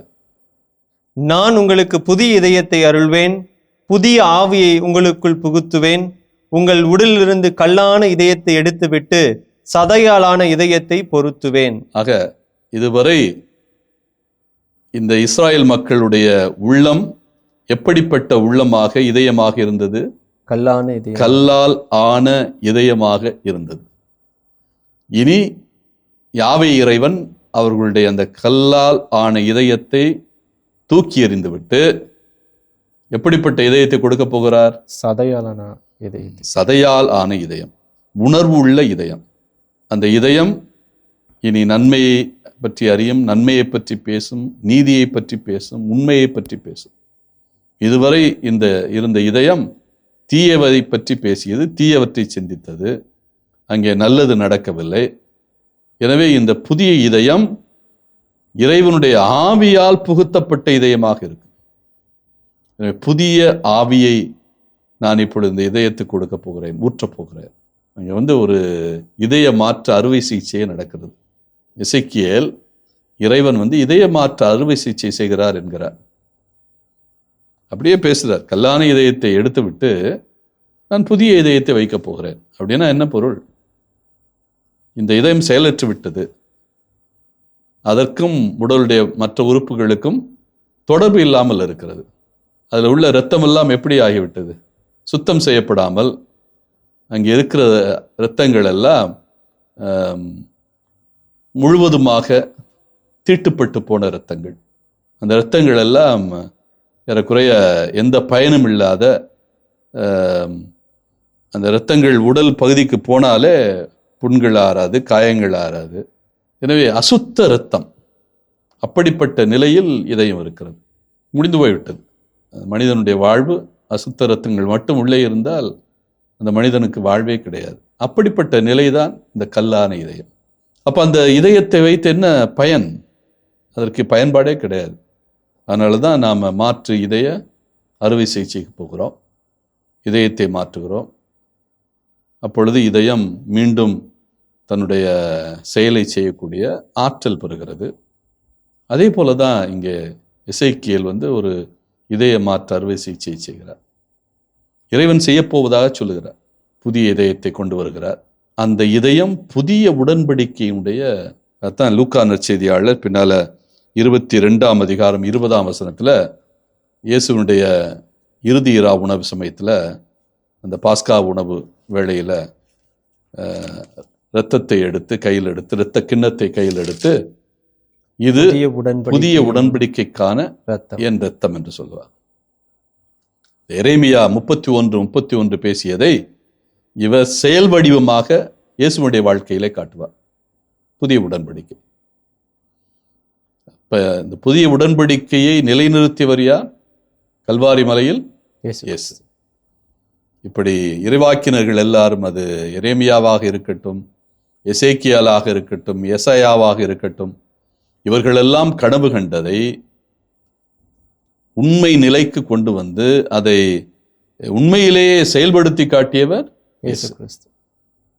அவர்தான் புதிய உடன்படிக்கையை நிறுவியவர். அதைத்தான் இந்த என்றும் உள்ள உடன்படிக்கை சுட்டிக்காட்டுகின்றது.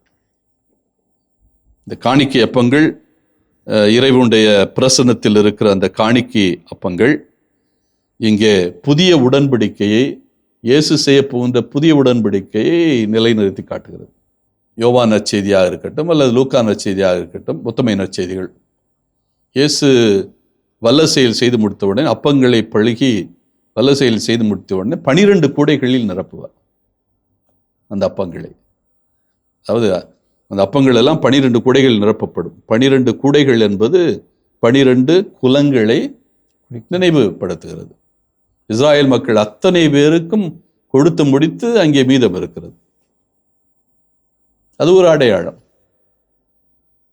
அதைத்தான் இந்த 12 அப்பங்கள் பழைய ஏற்பாட்டிலே சுட்டி காட்டுகின்றன. அதை அப்படியே புதிய ஏற்பாட்டிலே செயல்படுத்துவதை பார்க்கிறோம். அதனால தான் இந்த 12 அப்பங்களை கூடைகளில் நிரப்ப முடிந்த இயேசுவால் புதிய உடன்படிக்கை ஏற்படுத்த முடிகிறது.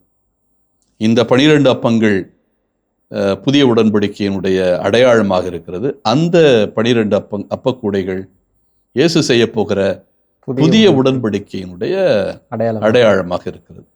என்றும் உள்ள உடன்படிக்கை அப்படின்னா, இந்த பழைய உடன்படிக்கைக்கும் புதிய உடன்படிக்கைக்கும் என்ன வேறுபாடு?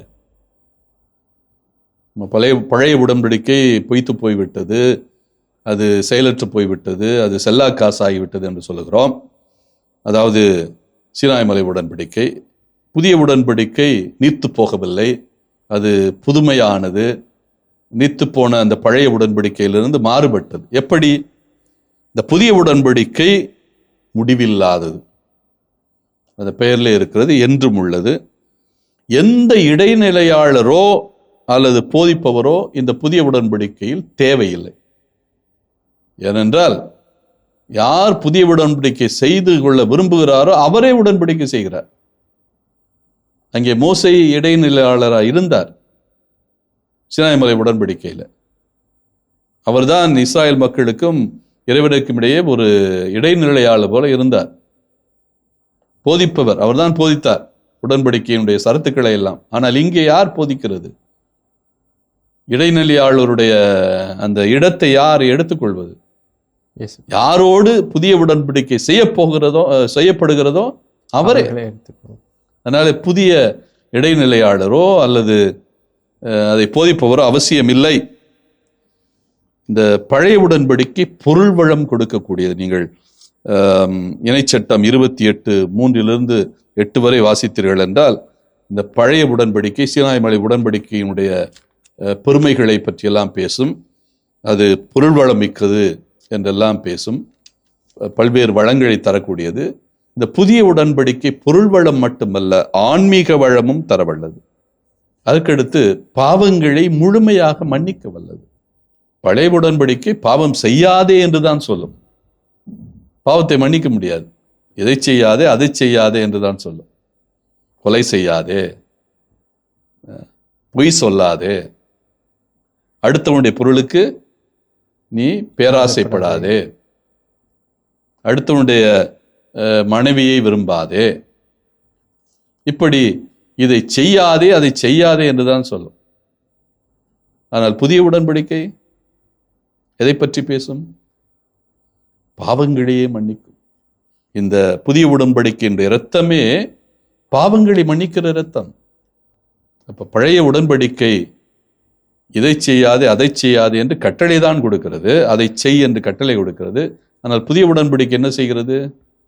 பாவங்களை மன்னிக்கிறது. இன்னொன்று, புதிய உடன்படிக்கை நிபந்தனையற்றது, எந்த நிபந்தனையும் போடவில்லை.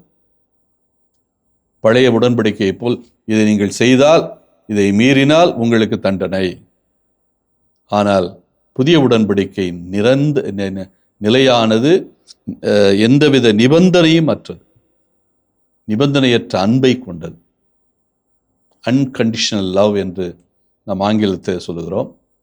அது எந்தவித நிபந்தனையும் இல்லாத அன்பு நம்பால் கொண்டது. இறுதியாக இது இதயத்தில் எழுதப்பட்டது. எசேக்கியேல் 36:26 நம்ம வாசிக்க கேட்டோம். அது கல்லின் மேல் எழுதப்பட்டதல்ல, மாறாக எதில் எழுதப்பட்டது? இதயத்தில் எழுதப்பட்டது. இறைவன் நம்முடைய இதயத்திலே தன்னுடைய அன்பை எழுதி வைத்திருக்கிறார். நமக்கும் அவருக்கும் உள்ள உறவை எழுதி வைத்திருக்கிறார். ஆக இதுதான் பழைய உடன்படிக்கைக்கும் புதிய உடன்படிக்கைக்கும் உள்ள வேறுபாடு. அப்படிப்பட்ட ஒரு உன்னதமான உடன்படிக்கையைத்தான் இந்த அப்பங்கள், அப்பப்படையல்கள், அதாவது திருமுன்னிலை அப்பங்கள் ரொம்ப அழகாக சுட்டி காட்டுகின்றன. தொடர்ந்து வாசியுங்கள். இதை இஸ்ரேல் மக்களிடமிருந்து பெற்று ஓய்வு நாள்தோறும் ஆண்டவரின் திருமுன் அடுக்கி வைக்க வேண்டும். நான் ஏற்கனவே சுட்டி காட்டினேன், இவர்கள் எப்படி ஒரு பவனி போல வந்து இந்த அப்பங்களை எல்லாம் அடுக்கி வைப்பார்கள் என்று. அது ஓய்வு நாளிலே அந்த நிகழ்வு நடக்கும். அப்படி என்றால் 7 நாளைக்கு ஒரு முறை அவர்கள் மாற்றிக்கொண்டே இருக்க வேண்டும். அப்படி மாற்றுகின்ற போது பழைய அப்பங்களை, ஏற்கனவே இருந்த அப்பங்களை குருக்கள் உண்ண வேண்டும். மற்ற அப்பங்கள் அந்த பிரசன்ன மேஜையிலே, அதாவது திருமுன்னிலை மேஜையிலே இருக்கும். தொடர்ந்து 9. அது ஆரோனுக்கும் அவன் மைந்தருக்கும் உரியது.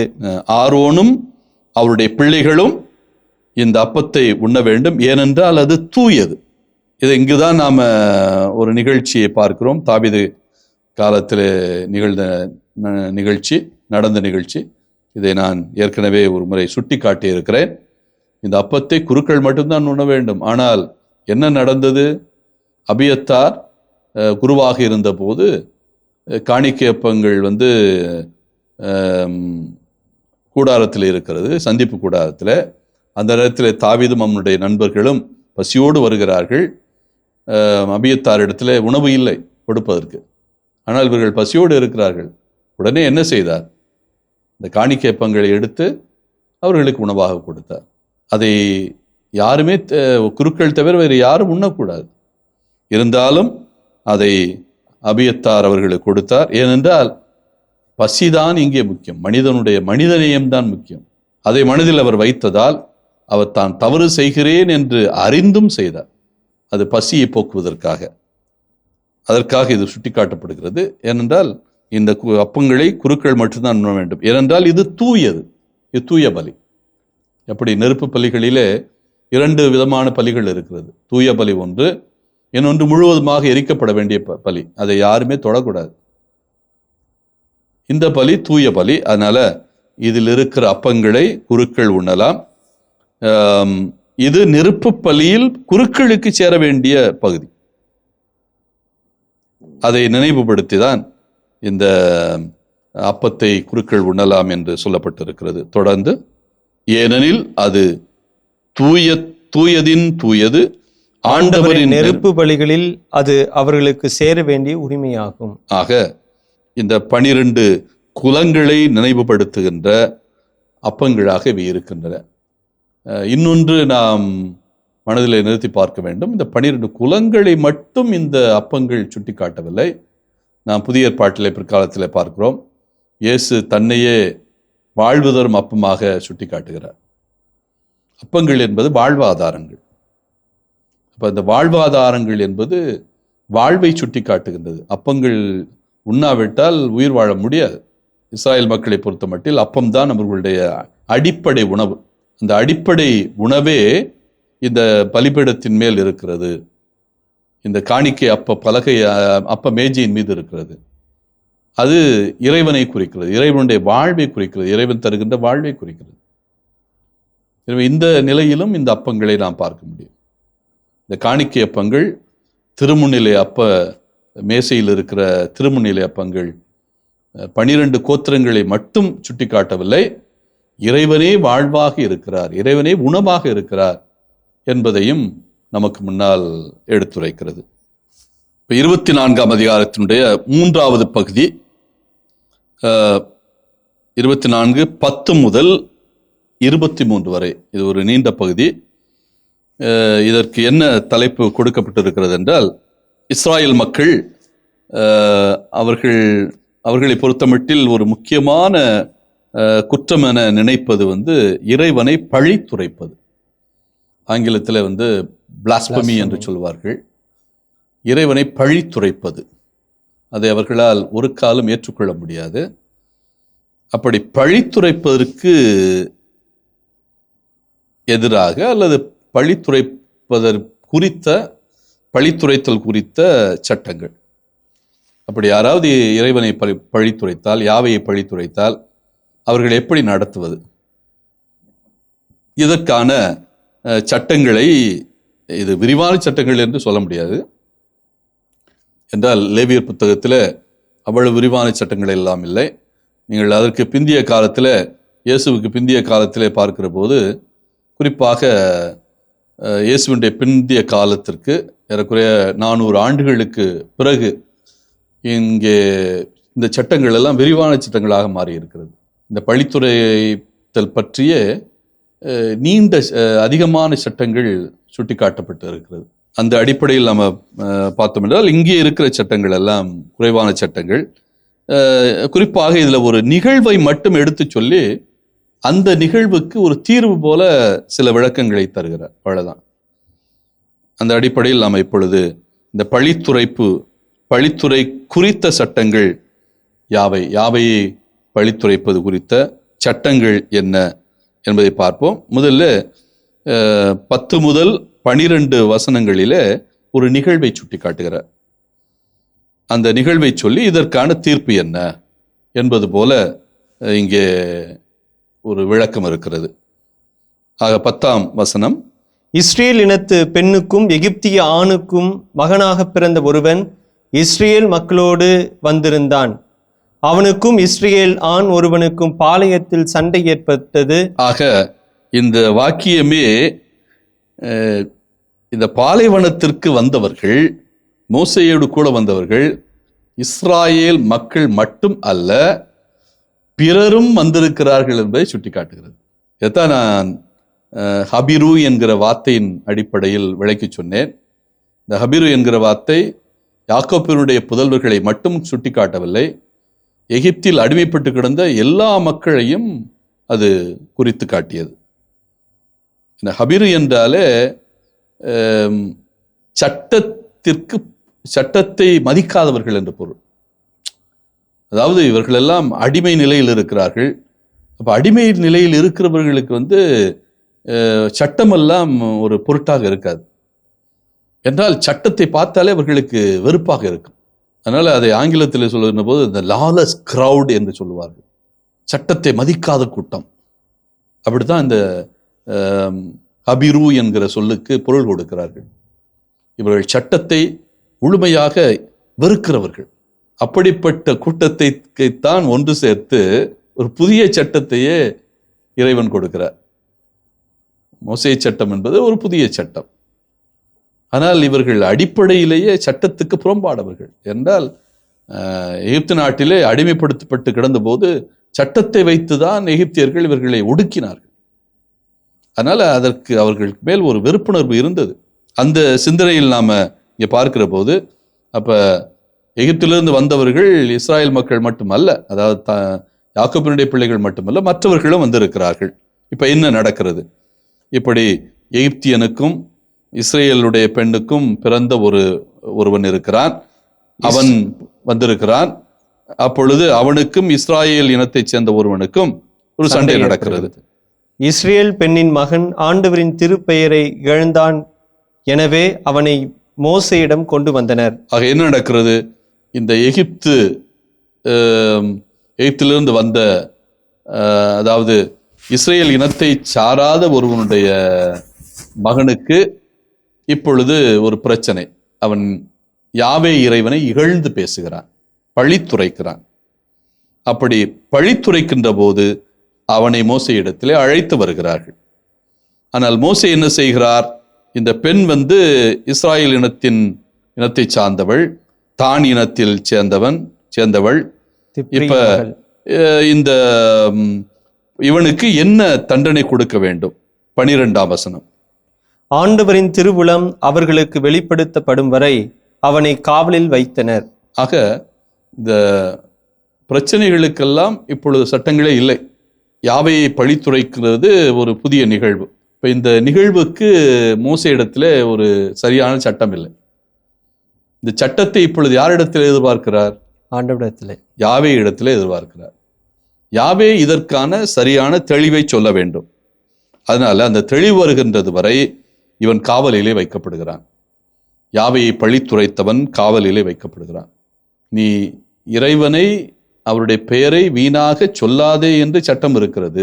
எனவே இறைவனுடைய பெயரை எப்பொழுதும் புனிதமாக நினைக்க வேண்டும். அதற்கு எந்த விதத்திலும் இழிவு ஏற்படுத்துகிற முயற்சியில் ஈடுபடக்கூடாது. ஆனால் அப்படி செய்தால், அந்த வரம்பு மீறிவிட்டால் என்ன தண்டனை கொடுப்பது? அதற்கான சட்டங்கள் இல்லை. இப்பொழுது ஆண்டவருடைய திருவுளத்தை எதிர்நோக்கி இருக்கிறார் மோசே. இறைமக்கள் திருக்கூட்டமும் இஸ்ராயல் மக்களுடைய கூட்டமைப்பும் இறைவனுடைய யாவையினுடைய அந்த சொல்லுக்காக காத்திருக்கிறது, வார்த்தைக்காக காத்திருக்கிறது. இப்ப ஆண்டவர் மோசே இடத்திலே பேசுகிறார் 13ஆம் வசனத்திலே. அப்போது ஆண்டவர் மோசேயிடம் கூறியது, இகழ்ந்தவனை குடியிருப்பு எல்லைக்கு வெளியே கொண்டு சென்று அவனது பழிப்புரையை கேட்டவர்கள் எல்லாரும் தங்கள் கைகளை அவன் தலையில் வைக்கட்டும். பின்னர் சபை அனைத்தும் அவனை கல்லெறிந்து கொள்ள வேண்டும். ஆக இதுதான் ஒரு கொடிய ஒரு தீர்ப்பாக அமைகிறது. இறைவனுடைய பெயரை பழித்துரைக்கின்ற ஒருவனுக்கு நடக்கின்ற நிகழ்வு என்னவென்றால், அவனை கொலை செய்ய வேண்டும். எப்படி என்றால், இந்த பழிப்புரை யார் கேட்டார்களோ அவர்களெல்லாம் இந்த பழித்துரைத்தவனுடைய தலைமையில் கை வைக்க வேண்டும். அதாவது இவன்தான் உண்மையிலே இறைவனை பழித்துரைத்தான் என்பதற்கு ஆதாரமாக சாட்சி சொல்வது. இவன் குற்றம் செய்தவன், நாங்கள் இதை கேட்டோம், எனவே நாங்கள் சொல்வது உண்மை. இவனிடத்திலே உண்மையிலே இறைவனை பழித்துரைத்த குற்றம் இவனுக்கு இருக்கிறது, அக்குற்றத்தை இவன் சுமக்கிறான் என்பதனுடைய அடையாளமாக இது பாளையத்துக்கு வெளியிலே நடக்க வேண்டும், குடியிருப்புக்கு வெளியிலே நடக்க வேண்டும். பிறகு என்ன செய்வார்கள்? சபையார் அத்தனை பேரும் சேர்ந்து கல்லறிவார்கள். நமக்கு நன்றாவே தெரியும், புதிய ஏற்பாட்டிலே இதற்கு ஆதாரங்கள் எல்லாம் நிறைய இருக்கிறது. குறிப்பாக திருத்துவ பணி நூலில இந்த பழித்துரைப்பதை பற்றிய நிகழ்வுகள் இருக்கிறது. அதற்கு நல்ல உதாரணம் 7ஆம் அதிகாரத்தில் இருக்கிற தேவானுடைய இறப்பு. அவரை ஊருக்கு வெளியிலே கொண்டு போய் அந்த சுவருக்கு, நகரத்தின் சுவருக்குள்ளாக இது நடக்கவில்லை.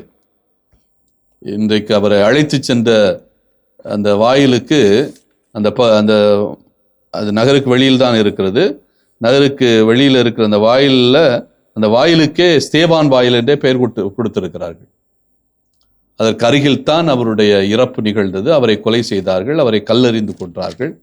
அதற்கு அடிப்படை காரணம் யாவே இறைவனை அவர் பழிக்கிறார். வேறு யாரோ ஒருவரை என்ன செய்கிறார்? இறைமகன் என்று சொல்லுகிறார். அந்த வேறு யாரோ யார்? இயேசு கிறிஸ்து. யாவே இறைவனை இறைவன் என்று சொல்லுவதற்கு பதிலாக இயேசு கிறிஸ்துவை, இயேசுவை இவர் இறைமகன் என்று ஏற்றுக்கொள்கிறார், கடவுள் என்று ஏற்றுக்கொள்கிறார், கடவுள் என்று சொல்லுகிறார். அதுவே அவர் செய்த குற்றம். அதனால இறைவனை பழித்துரைத்தார் என்று சொல்லி அவரை கல்லெறிந்து கொள்கிறார்கள். இதே மாதிரி இயேசுவையே நீ பழித்துரைத்தான் என்று அவரையும் கொலை செய்தார்கள் சிலுவையில். இயேசு சிலுவையிலே அறையப்பட்டதனுடைய நோக்கம் என்ன?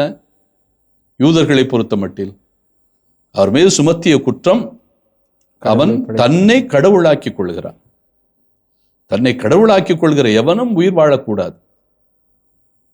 அது உண்மையிலே மிக பெரிய இறைவனுக்கு எதிரான பழிப்புரை. அந்த பழிப்புரையை சொன்னவன் வாழக்கூடாது. அதுதான் முக்கியம். இரண்டாவது தான் அவன் ஆலயத்தை இடிக்க சொன்னான், கோவிலை இடிக்க சொன்னான், இடிக்க போறதா சொன்னான். ஆனால் அவர் பிறகு அதற்கு விளக்கம் சொன்னார். நான் கோவிலை இடிக்க சொன்னது இந்த கோவிலை அல்ல, மாறாக என்னுடைய உடலாகிய கோவிலை என்று சொன்னார்.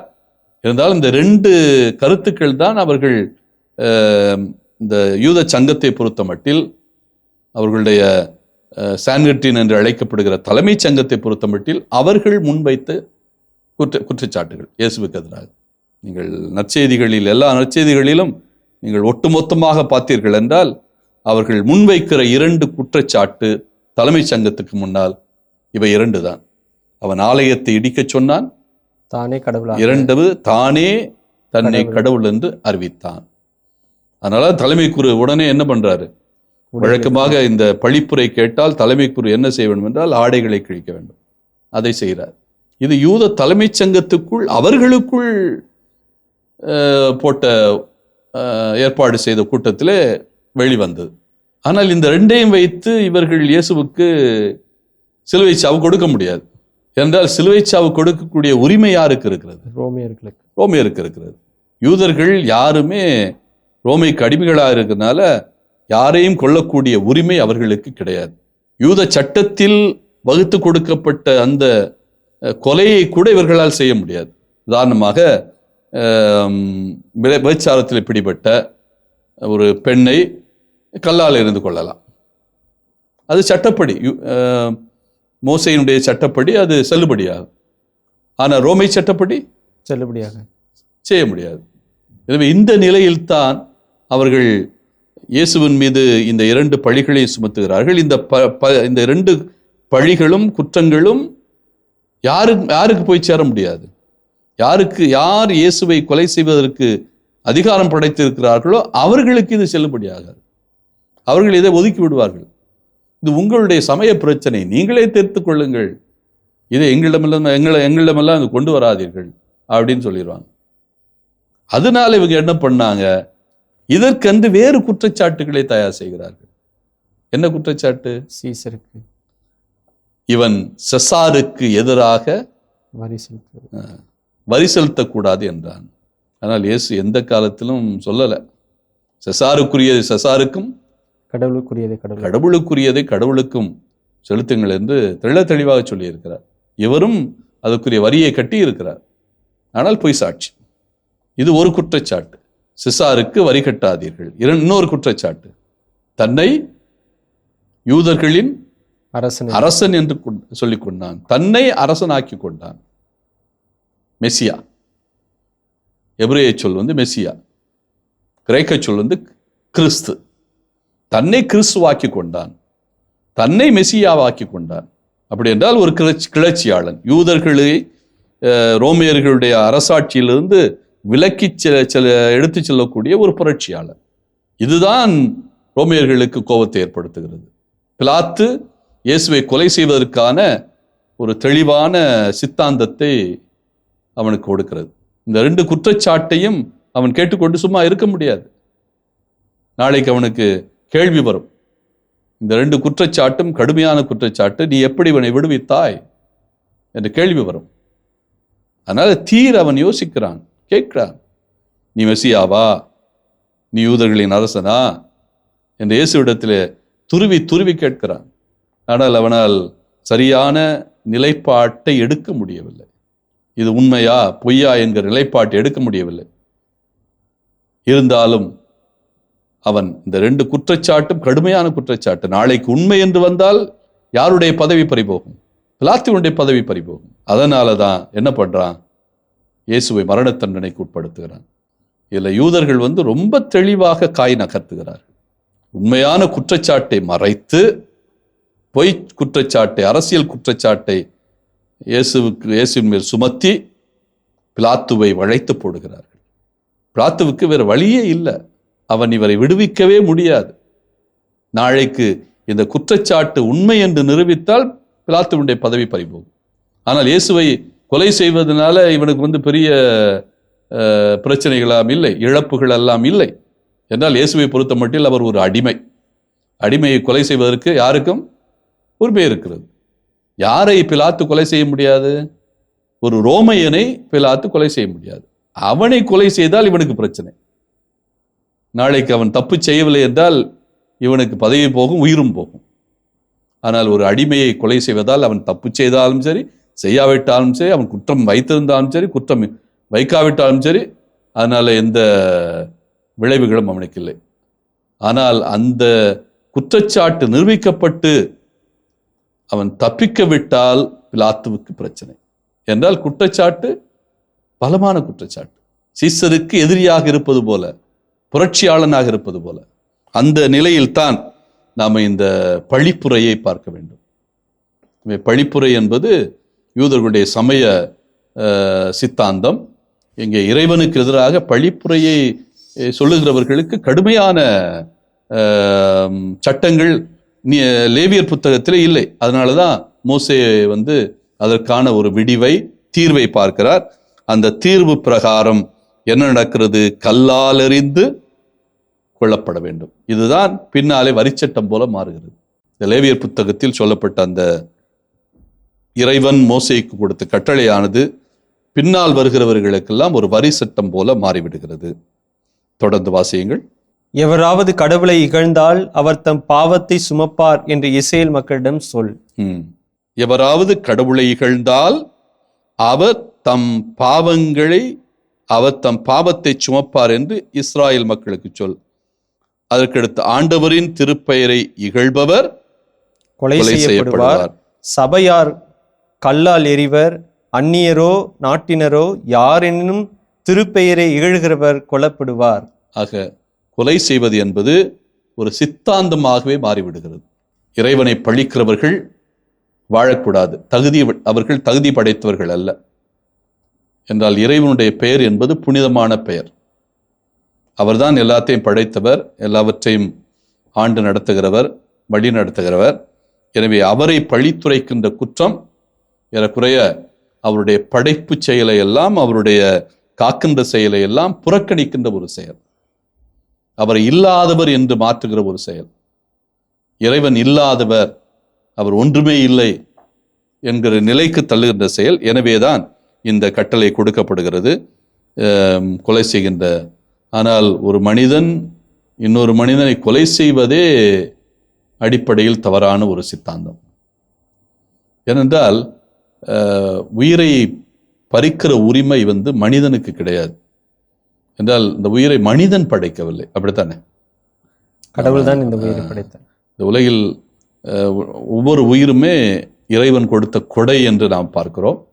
அப்போ அந்த கொடை என்று பார்க்கிற போது அந்த கொடையை வரவேற்க வேண்டும். அந்த கொடைக்கு எந்த விதத்தெல்லாம் நாம் மகிழ்ச்சியையும் நம்முடைய உதவியையும் நம்முடைய பாதுகாப்பையும் கொடுக்கிறோமோ அந்த விதத்தெல்லாம் கொடுக்க வேண்டும். ஆனால் அதை அழிப்பதற்குரிய உரிமை மனிதனுக்கு இல்லை. ஏன்னால் படைக்கிற உரிமையோ காக்கின்ற உரிமையோ மனிதனுக்கு அந்த உரிமை மட்டுமல்ல, இயல்கின்ற தன்மை கூட இல்லை படைக்கின்றது. ஏனென்றால் இறைவனோடு சேர்ந்து அவன் இணைந்த படைப்பாளியாக இருக்கலாமே ஒழிய அதனுடைய ஆதி மூலம் தொடக்க புள்ளி என்றால் அது இறைவனைத்தான் சாரும். அதனால ஒரு மனிதன், ஆனால் இறைவனே கொலை செய்வதில்லை, அதான் அடிப்படை. எந்த விதத்தில் என்றால், இறைவன் ஒரு படைப்பு நிகழ்வை நடத்துகிறார் என்றால் அந்த படைப்பு நிகழ்வை அவரே அழிப்பார் என்று நாம் சொல்ல முடியாது. ஒரு குழந்தை ஒரு சின்ன மணல் வீடு கட்டுகிறது. அந்த மணல் வீடு அந்த குழந்தை எந்த காலத்திலும் இந்த மணல் வீடை காலால் மிதித்து உடைக்கிறதுக்கு விரும்பாது. அப்படி யாராவது மணல் வீடை மிதித்தால் கூட அதற்கு மாத்திரமாக வரும், கோபம் வரும். கடற்கரை ஓரத்தில் மணல் வீடு கட்டுகிறது. அந்த அலை அந்த மணல் வீட்டை அப்படியே அழித்து விட்டு போகிற போது அதுக்கு அப்படியே ஒரு ஏக்கம் இருக்கிறது. ஒரு குழந்தைக்கே இப்படி இருக்கிறது என்றால் இறைவன் எப்படிப்பட்டவர்? இறைவன் அதை அனுமதிப்பாரா? ஒரு உயிரை பறிப்பதற்கு அனுமதிப்பாரா? ஆக இந்த சட்டங்கள் எல்லாம் மனித வாழ்வுக்கு மனிதர்களே ஒரு வரையறை செய்து கொண்ட சட்டங்களாக பல நேரங்களில் நாம் பார்க்க வேண்டியிருக்கிறது. சமுதாயத்தில் ஒரு கட்டுக்கோப்பை கொண்டு வருவதற்காக ஒரு கடுமையான சட்டங்களை கொண்டு வருவதை நாம் பார்க்கிறோம். மாறாக இப்படிப்பட்ட மனிதர்களையும் திருத்தக்கூடிய மனநிலையில் இன்றைக்கு நாம் சிந்தித்து பார்க்க வேண்டும். அதனால் இந்த பழைய சட்டங்களை நாம் மனதில் வைத்து இன்றைக்கு புதிய சட்டங்களை அணுகக்கூடாது. புதிய பார்வையை இந்த சட்டங்களுக்கு நாம் கொடுக்க வேண்டும். அதுதான் இந்த தலைப்பை பொறுத்தமட்டில் நான் சிந்தித்து பார்ப்பது. ஓரளவுக்கு நாகரிகம் இல்லாத மக்களுக்கு இது வேண்டுமெனாலும் பொருத்தமாக இருந்தாலும் இப்ப நாகரிகம் சிறப்பாக வளர்ந்த இந்த காலகட்டங்களில் இதை நாம் ஏற்றுக்க முடியாதுன்றீங்க. அதாவது நாகரிகம் என்கிற வார்த்தையே நாம் ஆய்வு செய்ய வேண்டியது. இப்போ நாமெல்லாம் நாகரிகம் உடையவர்கள், அவர்கள் எல்லாம் நாகரிகம் இல்லாதவர்கள் என்கிற பார்வைக்கு நாம் போகக்கூடாது. அவர்களுடைய காலத்தில் அவர்களுக்கு தெரிந்த ஒரு அனுமானத்தை அல்லது சிந்தனைகளை வளர்த்திருக்கிறார்கள். இவ்வளவு சட்டங்களை உருவாக்கி இருக்கிறார் என்றால் அவர்கள் நாகரிகம் இல்லாதவர்கள் என்றெல்லாம் சொல்ல முடியாது. அதனால அவர்களும் அவர்களுடைய காலகட்டத்தில் சில சிந்தனை வளர்ச்சிகளிலே வளர்ந்திருக்கிறார்கள். நாகரிகம் என்கிறது இன்றைக்கு பார்க்கிற பார்வை ஒரு குறுகிய பார்வை. 21ஆம் நூற்றாண்டில் அல்லது 20ஆம் நூற்றாண்டில் இருக்கிறவர் மட்டும்தான் வளர்ச்சி அடைந்த சமூகம், மற்ற சமூகங்கள் எல்லாம் வளர்ச்சி இல்லாத சமூகங்கள், பின்னோக்கி பார்க்கிற சமூகங்கள், முன்காலத்தில் வாழ்ந்த சமூகங்கள் எல்லாம் வளர்ச்சியற்ற சமூகங்கள், அவங்களுக்கு உண்மை தெரியாது என்கிற பார்வையெல்லாம் வைக்க முடியாது. எனக்கு சொல்ல போனால் முன்னாள் வாழ்ந்த சமூகங்களாவது பறந்து சிந்தித்து பார்த்திருக்கிறது. ஆனால் இன்றைக்கு இருக்கிற சமூகங்கள் குறுகிய பார்வை கொண்டு இருக்கிறது. நம்ம அடித்து சொல்லலாம், கடந்த ஒரு 100 ஆண்டுக்குள்ளாக மனித இனங்கள் இருக்கிறது. 100 ஆண்டுக்குள்ளாக இந்த பூமிக்கு ஏற்பட்டிருக்கிற பாதிப்பு, இயற்கைக்கு ஏற்பட்ட பாதிப்பு வேறு எந்த நூற்றாண்டுகளிலும் இல்லை. அவர்களெல்லாம் இயற்கையை பாதுகாத்திருக்கிறார்கள். அவர்களெல்லாம் இயற்கையோடு ஏய்ந்து வாழ்ந்திருக்கிறார்கள். அவர்களெல்லாம் இயற்கையை கண் போல பாதுகாத்திருக்கிறார்கள். தங்களுடைய சுற்றுச்சூழலை அவர்கள் நேசித்திருக்கிறார்கள், அன்பு செய்திருக்கிறார்கள். ஆனால் இன்றைக்கு நாம் என்ன செய்கிறோம்? சுயநலத்தோடு நமக்கு நாமே ஒரு குறுகிய வட்டத்தை உருவாக்கி கொண்டு அதை தாண்டி இருக்கிற அத்தனையும் அழிய வேண்டும் என்று நினைத்து கொண்டிருக்கிறோம். யார் நாகரிகம் உள்ளவர்கள், யார் நாகரிகமற்றவர்கள், இங்கேதான் நாம் எடை போட வேண்டியிருக்கிறது. எனவே நாகரிகம் என்கிற வார்த்தை வாதத்துக்குரிய வார்த்தை. எனவே நமக்குத்தான் குறுகிய சிந்தனை இருக்கிறது. அப்படி என்றால் பல விஷயங்களில் நாம் நாகரிகமற்றவர்கள். ஒருவேளை நம்முடைய உடை, நம்முடைய பழக்க வழக்கங்கள், குறிப்பாக நாம் பயன்படுத்துகிற கருவிகள், இவற்றிலே நாகரிகங்கள் வளர்ந்திருக்கலாம். ஆனால் நம்முடைய மனதில், நம்முடைய சிந்தனையில் நாம் சிறுத்து போய்கொண்டே இருக்கிறோம். அதை நாகரிக சிந்தனை என்று சொல்லவே முடியாது. அந்த நிலையில் தான் நாம் இதை ஆய்வு செய்ய வேண்டும். அதற்கடுத்து 17ஆம் வசனம், இரண்டாவது சிந்தனை. இப்ப பழிப்புரை முடிந்த பிறகு கொலையை பற்றி பேசுகிறார். 17ஆம் வசனம், 18ஆம் வசனம், இந்த 2 வசனத்தையும் வாசியுங்கள். மனிதரை கொல்பவர் கொலை செய்யப்படுவார், விலங்குகளை கொல்பவர் விலங்குக்கு விலங்கு திரும்ப கொடுக்க வேண்டும். ஆக கொலை செய்வதை பற்றிய இது விரிவான ஒரு செய்தி அல்ல, அதை பற்றிய சுருக்கமான ஒரு செய்தி. அதாவது ஒருவன் கொலை செய்யப்பட்டால் அதற்கு பழிக்கு பழி வாங்க வேண்டும். இந்த பழிக்கு பழி வாங்குவது, கொலை செய்வது என்பது இங்கே சொல்லப்பட்டிருந்தாலும் பொதுவாக இந்த சட்டங்கள் எல்லாம் இஸ்ராயல் சமூகத்திலே நிலைநிறுத்தப்பட்டதா? பழிக்கு பழி வாங்கி இருக்கிறார்கள். ஆத்திரத்திலே, கோபத்தில் ஆத்திரக்காரனுக்கு புத்தி மட்டு என்று சொல்வார்கள். எனவே கோபத்திலே ஒருவன் கொலை செய்திருந்தால் அவனுடைய நண்பர்கள் எல்லாம் சேர்ந்து இன்னொருவனை கொலை செய்வது வழக்கமாக இருந்திருக்கிறது, இன்றைக்கும் இருக்கிறது. ஆனால் திட்டமிட்டு சட்டப்பிரகாரம் அவன் கொலை செய்யப்பட்டு விட்டான், உடனே வா சட்டப்பிரகாரம் கொலை செய்தவனை கொள்ள வேண்டும் என்று சொல்லி ஒரு சபையோ ஒரு குழுவோ இன்னொருவனை கொலை செய்ததாக விவிலியத்தில் கூட சான்று இல்லை. விவிலியத்தில் எந்த புத்தகத்தை எடுத்தாலும் அப்படி கொலை செய்தவனை சட்டப்படி ஒரு குழுவோ அல்லது ஒரு சபையோ இணைந்து இவன் கொலை செய்யப்பட வேண்டும் என்று முடிவெடுத்ததில்லை. ஆனால் ஆத்திரத்தில் செய்திருக்கிறார்கள், சூழ்ச்சி செய்து கொலை செய்திருக்கிறார்கள். அப்படி வழக்குகள் இருக்கிறது. ஆனால் அதிகாரப்பூர்வமாக கொலை செய்தான் என்கிற எந்த நிகழ்வும் இல்லை. அதனால இந்த சட்டமே, கொலைக்கு கொலை என்கிற சட்டமே, இது எழுத்து வடிவில் இருக்கிறதா, இது உண்மையிலேயே நடைமுறைப்படுத்தப்பட்டதா என்பது கேள்விக்குறிதான். ஆனால் விலங்குகளை கொள்பவர் விலங்குகளுக்கு விலை திருப்பி கொடுக்க வேண்டும் என்கிற சட்டம் இருந்திருக்கிறது. அதற்கான ஈடு கொடுக்க வேண்டியிருந்திருக்கிறது. அது இஸ்ராயல் மக்கள் வாழ்க்கையில பல கட்டங்களிலே இருந்திருக்கிறது. அதுக்கடுத்த 19ஆம் வசனத்திலிருந்து காயம் விளைவித்தால் என்ன? ஆக முதல்ல பழிப்புரையை பற்றி பேசினோம், கொலை 10 16 வரை. அதற்கடுத்து 17 18 வரை கொலையை பற்றி பேசினோம். இப்பொழுது அடுத்திருப்பவருக்கு காயம் விளைவித்தால் என்ன? அதாவது கண்ணுக்கு கண் பல்லுக்கு பல் என்று சொல்லுகிறோம் அல்லவா, ரிட்டாலியேஷன் என்று ஆங்கிலத்தில் சொல்லுகிறார்கள். இதை பற்றி விரிவான பேச்சுக்கள் எல்லாம் புதிய ஏற்பாட்டில் வருகிறது. குறிப்பாக மத்தேயு நற்செய்தி அதற்கான சில விளக்கங்களை எல்லாம் சொல்லுகிறது. மத்தேயு நற்செய்தி 5ஆம் அதிகாரம் 38. கண்ணுக்கு கண் பல்லுக்கு பல் என்று கூறப்பட்டிருப்பதை கேள்விப்பட்டிருப்பீர்கள். ஆனால் நான் உங்களுக்கு சொல்லுகிறேன், தீமை செய்பவரை எதிர்க்க வேண்டாம், மாறாக உங்களை வலக்கண்ணத்தில் அறைபவருக்கு மறுக்கண்ணத்தையும் திரும்ப காட்டுங்கள். ஆக இயேசுவினுடைய கட்டளை கண்ணுக்கு கண் பல்லுக்கு பல் என்கிற கட்டளைக்கு மாறிய ஒரு சிந்தனை. அதாவது மோசே கண்ணுக்கு கண் பல்லுக்கு பல், ஒருவனுக்கு காயம் ஏற்படுத்தி விட்டால் அதே மாதிரி இன்னொரு காயம் ஏற்படுத்தியவனுக்கு ஏற்படுத்த வேண்டும். ஒருவன் ஒருவனுடைய பல்லை பிடுங்கி விட்டான் என்றால் அதே பல்லை அவனுக்கு பிடுங்கி விட வேண்டும். கையை அதே மாதிரி வெட்டினால் அதே கையை வெட்ட வேண்டும். இப்படி கண்ணுக்கு கண் பல்லுக்கு பல் என்று சொல்லுவார்கள். இதற்கு அடிப்படை காரணமே, நான் ஏற்கனவே கொலையை பற்றி பேசினோம். அந்த கொலையை பற்றி பேசுகிற போது சினத்திலே ஆத்திரத்திலே என்ன செய்கிறார்கள்? ஒருவன் கொலை செய்யப்பட்டு விட்டால் அவனுடைய குடும்பத்தாரோ அவனை சேர்ந்தவர்களோ என்ன செய்கிறார்கள்? அந்த கொலை செய்தவனை உடனே கொலை செய்ய திட்டமிடுகிறார்கள், கொலையும் செய்கிறார்கள். கொலை என்பது ஆத்திரத்தில் நிகழ்வது, சினத்தில் நிகழ்வது. சினம்தான் கொலைக்கு காரணம். மத்தேயு நற்செய்தி ஆரம்பிக்கிற போதே, அந்த மலைப்பொழிவு ஆரம்பிக்கிற போதே 5ஆம் அதிகாரம் 21ஆம் வசனத்தில் முதல் இந்த கொலையை பற்றி தான் பேசுகிறது. கொலைக்கு காரணம் என்ன? சினம். எனவே சினம் கொள்ளாதே, சினத்தை தனி. ஏனென்றால் கொலை செய்த எவனும் ஏண்டா கொலை செய்த அப்படின்னு கேட்டால், எனக்கு கோபம் வந்தது, எனக்கு ஆத்திரம் வந்தது, எனக்கு சினம் தலைக்கு மேல் இருந்தது, அதனால கொலை செய்தேன் என்று சொல்லுவான். ஆனால் அதற்கு பிறகு சிந்தித்து பார்ப்பான், நான் இப்படி செய்து விட்டேனே, ஆத்திரத்தில் செய்து விட்டேனே. அதனால இந்த கொலைக்கு பதிலாக இன்னொரு கொலை தீர்வு கிடையாது. அப்ப மோசே என்ன சொல்லுகிறார்? நீ எதுக்கு கொலை செய்யற? ஏன் ஒருவன் கொலை செய்யப்படுகிறான்? ஒரு சின்ன தவறு நடந்திருக்கும், அந்த அடிப்படையில் தான் கொலை நடக்கிறது. எந்த கொலையை நீங்கள் ஆராய்ந்து பார்த்தாலும் ஒரு பெரிய தவறாக இருக்காது, ஒரு சிறிய தவறு.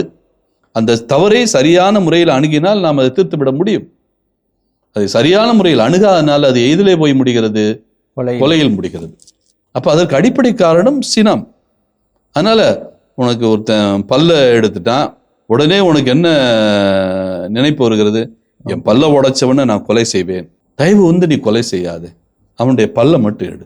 இதுதான் மோசேயினுடைய விளக்கம். மோசே இந்த சட்டத்தை கொடுத்தவனுடைய காரணமே கண்ணுக்கு கண் பல்லுக்கு பல் என்கிற சட்டத்தை கொடுத்த காரணமே, நீ ஒருத்தன் ஒரு பல்ல உடைச்சிட்டா நீ அவனை கொலை செய்யாத, கையை வெட்டிட்டான்னா போய் கொலை செய்யாத, காலை வெட்டிட்டா போய் கொலை செய்யாத, காலை வெட்டு, கையை வெட்டு, பல்ல உட, அது போதும்.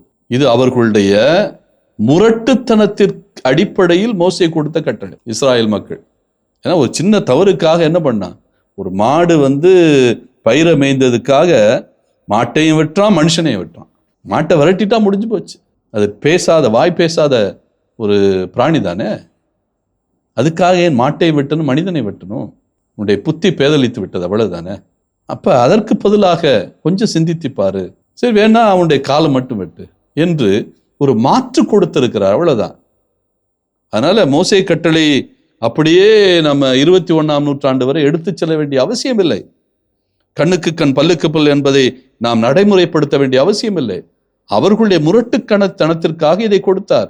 பிற்கால சந்ததியினர் என்ன பண்ணணும்? இதற்கு மாற்றை கண்டுபிடிக்க வேண்டும். அதைத்தான் இயேசு மாற்றாக பார்க்கிறார். என்ன மாற்று? கண்ணுக்கு கண் பல்லுக்கு பல் என்று நீ உனக்கு யாராவது தீமை செய்திருந்தால் அவர்களுக்கு எதிர் விளைவு காட்டாதே. எதிர்வினை என்ன? அவனுடைய பல்ல உடைக்கிறது. அதுக்கு பல நீ என்ன பண்ணு? உன் கன்னத்தில் ஒரு கன்னத்தில் அறைந்தால் மறு கன்னத்தை காட்டு. உன்னை 2 கிலோமீட்டர் வர சொன்னால் நீ 4 கிலோமீட்டர் செல், அவனுக்கு துணையாக இரு. எனவே இந்த பார்வையில் தான் இந்த மோசேயினுடைய கட்டளையை இன்றைக்கு பார்க்க வேண்டும். ஆனால் அன்றைக்கு மோசே அந்த மக்களுடைய சூழலுக்கு ஏற்றபடி சில சட்டங்களை கொடுத்தார். ஆனால் இந்த சட்டங்கள் எல்லாம் இன்றைக்கும் அது அப்படியே கடைபிடிக்கப்பட வேண்டும், விவிலியத்தில் சொன்னதெல்லாம் அப்படியே அனுப்பிசகாமல் இருக்க வேண்டும் என்கிற ஒரு திட்டங்கள் இல்லை. அது எது நமக்கு பயனுள்ளதாக இருக்கிறதோ அவற்றை நாம் நம்முடைய வழிமுறையாக ஏற்றுக்கொள்ள வேண்டும். இங்கே கண்ணுக்கு கண் பல்லுக்கு பல் என்கிற சட்டம் இருக்கிறது. அதை மோசே அவர்களுடைய மனநிலைக்கு ஒத்தபடி, அவர்களுடைய சூழலுக்கு ஏற்றபடி இந்த சட்டத்தை கொண்டு வந்தார். ஆனால் இவையெல்லாம் பின்னாலே மறுபரிசீலனை செய்யப்பட்டன. இதே சட்டங்கள் இன்றைக்கு செயல்படுத்த முடியாது. அந்த அடிப்படையில் தான் இந்த சட்டங்களை நாம் பார்க்கிறோம். இறுதியாக 23ஆம் வசனம். அப்படியே அந்த 23ஆம் வசனம் அடிப்படையில் 15-16, அதாவது இந்த கடவுளை இகழ்தல் அல்லது கடவுளை பழித்துரைத்தலோடு ஒன்றிடைய வேண்டிய அந்த பகுதி. அப்படியே இறைவனை இகழ்ந்தோனை குடியிருப்பு எல்லைக்கு வெளியே கொண்டு போய் அவனை கல்லால் எரியுமாறு மோசே கட்டளையிட்டார். ஆக இதுதான் மோசேயினுடைய கட்டளையாக அமைந்தது. அதைத்தான் அந்த 13:10 வரை உள்ள பகுதிக்கு விளக்கமாக இந்த 23வது வசனம் இருக்கிறது. அத்தோடு இந்த அதிகாரம் நிறைவு பெறுகிறது. ஆக இந்த அதிகாரத்தில் 3 சிந்தனைகளை பார்த்திருக்கிறோம். விளக்கு தண்டு, அதை எப்படி பராமரிப்பது, அது எப்படி எங்கெங்கு இருக்க வேண்டும் என்கிற சிந்தனை 1 முதல் 4 வசனங்கள். அதற்கடுத்து 5-9 வசனம் காணிக்கை அப்பம் அல்லது திருமுன்னிலை அப்பம் அது எப்படி வைக்கப்பட வேண்டும், படையலாக கொண்டு வரப்பட வேண்டும், அது எங்கெங்கு இருக்க வேண்டும், அதற்கான சட்டங்கள். இறுதியாக பழித்துரைக்கின்ற ஒருவனுக்கு, இறைவனை பழித்துரைக்கின்ற ஒருவனுக்கு எப்படிப்பட்ட சட்டங்களை கொண்டு வர வேண்டும் அவனை தண்டிப்பதற்கு. அது மட்டுமல்ல, கொலை செய்தால், அதே போல காயங்களை ஏற்படுத்தினால் இந்த நிகழ்வுகளை எல்லாம் எப்படி அணுக வேண்டும் என்று உதாரணங்களோடு விளக்கி சொல்கிறது இந்த லேவியர் புத்தகம். அன்பார்ந்த நேயர்களே, இப்பொழுது இந்த அதிகாரத்தில் வந்த இறை வார்த்தைகளின் தெளிவுகளை நாம் அருள் தந்தையிடமிருந்து பெற்றுக்கொண்டோம். இப்பொழுது இந்த இறை வார்த்தையின் வசனங்களை வாசிக்க கேட்போம். லேவியராகமம் அதிகாரம் 24. ஆண்டவர் மோசேயிடம் கூறியது: எப்போதும் குத்து விளக்கு எரிந்து கொண்டிருக்க தெளிவான ஒலிவ எண்ணெயை உன்னிடம் கொண்டு வர இஸ்ரேல் மக்களுக்கு கட்டளையிடு. சந்திப்பு கூடாரத்தில் உடன்படிக்கை திரைக்கு வெளியே மாலை முதல் காலை வரை எப்போதும் அது ஆண்டவருக்கு முன் எரிந்து கொண்டிருக்க வேண்டும். இது உங்கள் வழிமரபினருக்கு என்றுமுள்ள நியமமாகும். ஆண்டவர் திருமுன் இருக்கும் பசும்பொன் குத்துவிளக்கு தண்டின் மேல் இருக்கிற கிளை விளக்குகளை எப்போதும் எரியவிட வேண்டும். 20 படி அளவுள்ள மரக்காலில் 10 பங்கு மிருதுவான மாவில் செய்யப்பட்ட 12 அப்பங்களை சுட்டு அவற்றை நீ ஆண்டவர் திருமுன் பசும்பொன் மேசையில் அடுக்குக்கு 6 வீதம் 2 அடுக்காக வைக்க வேண்டும். அவற்றின் மேல் வாசனை பொடி தூவ வேண்டும். அது அப்பத்திற்கு மாற்றான நெருப்பு பலி. இது என்றுமுள்ள உடன்படிக்கை. இதை இஸ்ரவேல் மக்களிடமிருந்து பெற்று ஓய்வு நாள் தோறும் ஆண்டவரின் திருமுன் அடுக்கி வைக்க வேண்டும். அது ஆரோனுக்கும் அவன் மைந்தர்க்கும் உரியது. அதை தூயகத்திலேயே உண்ண வேண்டும், ஏனெனில் அது தூயதின் தூயது. ஆண்டவரின் நெருப்பு பலிகளில் அது அவர்களுக்கு சேர வேண்டிய உரிமையாகும். இஸ்ரவேல் இனத்து பெண்ணுக்கும் எகிப்திய ஆணுக்கும் மகனாக பிறந்த ஒருவன் இஸ்ரவேல் மக்களோடு வந்திருந்தான். அவனுக்கும் இஸ்ரவேல் ஆண் ஒருவனுக்கும் பாளையத்தில் சண்டை ஏற்பட்டது. இஸ்ரவேல் பெண்ணின் மகன் ஆண்டவரின் திருப்பெயரை இகழ்ந்தான். எனவே அவனை மோசேயிடம் கொண்டு வந்தனர். அவன் தாயின் பெயர் செலோமித்து. அவள் தான் குலத்தை சார்ந்த திப்ரியின் மகள். ஆண்டவரின் திருவுளம் அவர்களுக்கு வெளிப்படுத்தப்படும் வரை அவனை காவலில் வைத்தனர். அப்போது ஆண்டவர் மோசேயிடம் கூறியது: இகழ்ந்தவனை குடியிருப்பு எல்லைக்கு வெளியே கொண்டு சென்று அவனது பழிப்புரையை கேட்டவர்கள் எல்லோரும் தங்கள் கைகளை அவன் தலையில் வைக்கட்டும். பின்னர் சபை அனைத்தும் அவனை கல்லெறிந்து கொல்ல வேண்டும். எவராவது கடவுளை இகழ்ந்தால் அவர் தம் பாவத்தை சுமப்பார் என்று இஸ்ரவேல் மக்களிடம் சொல். ஆண்டவரின் திருப்பெயரை இகழ்பவர் கொலை செய்யப்படுவார். சபையார் கல்லால் எறிவர். அந்நியரோ நாட்டினரோ யார் எனினும் திருப்பெயரை இகழ்கிறவர் கொல்லப்படுவார். மனிதரை கொல்பவர் கொலை செய்யப்படுவார். விலங்குகளை கொல்பவர் விலங்குக்கு விலங்கு திரும்ப கொடுக்க வேண்டும். தமக்கு அடுத்திருப்பவருக்கு காயம் விளைவித்தால் அவருக்கும் அப்படியே செய்யப்படும். முறிப்புக்கு முறிப்பு, கண்ணுக்கு கண், பல்லுக்கு பல், இதுபோன்றே காயம் விளைவித்தவருக்கும் செய்யப்படும். விலங்கை கொன்றால் பதிலாக கொடுக்க வேண்டும். மனிதரை கொன்றால் கொலை செய்யப்பட வேண்டும். அயலாருக்கும் நாட்டினருக்கும் ஒரே விதமான நியாயம் வழங்க வேண்டும். ஏனெனில் நானே உங்கள் கடவுளாகிய ஆண்டவர்.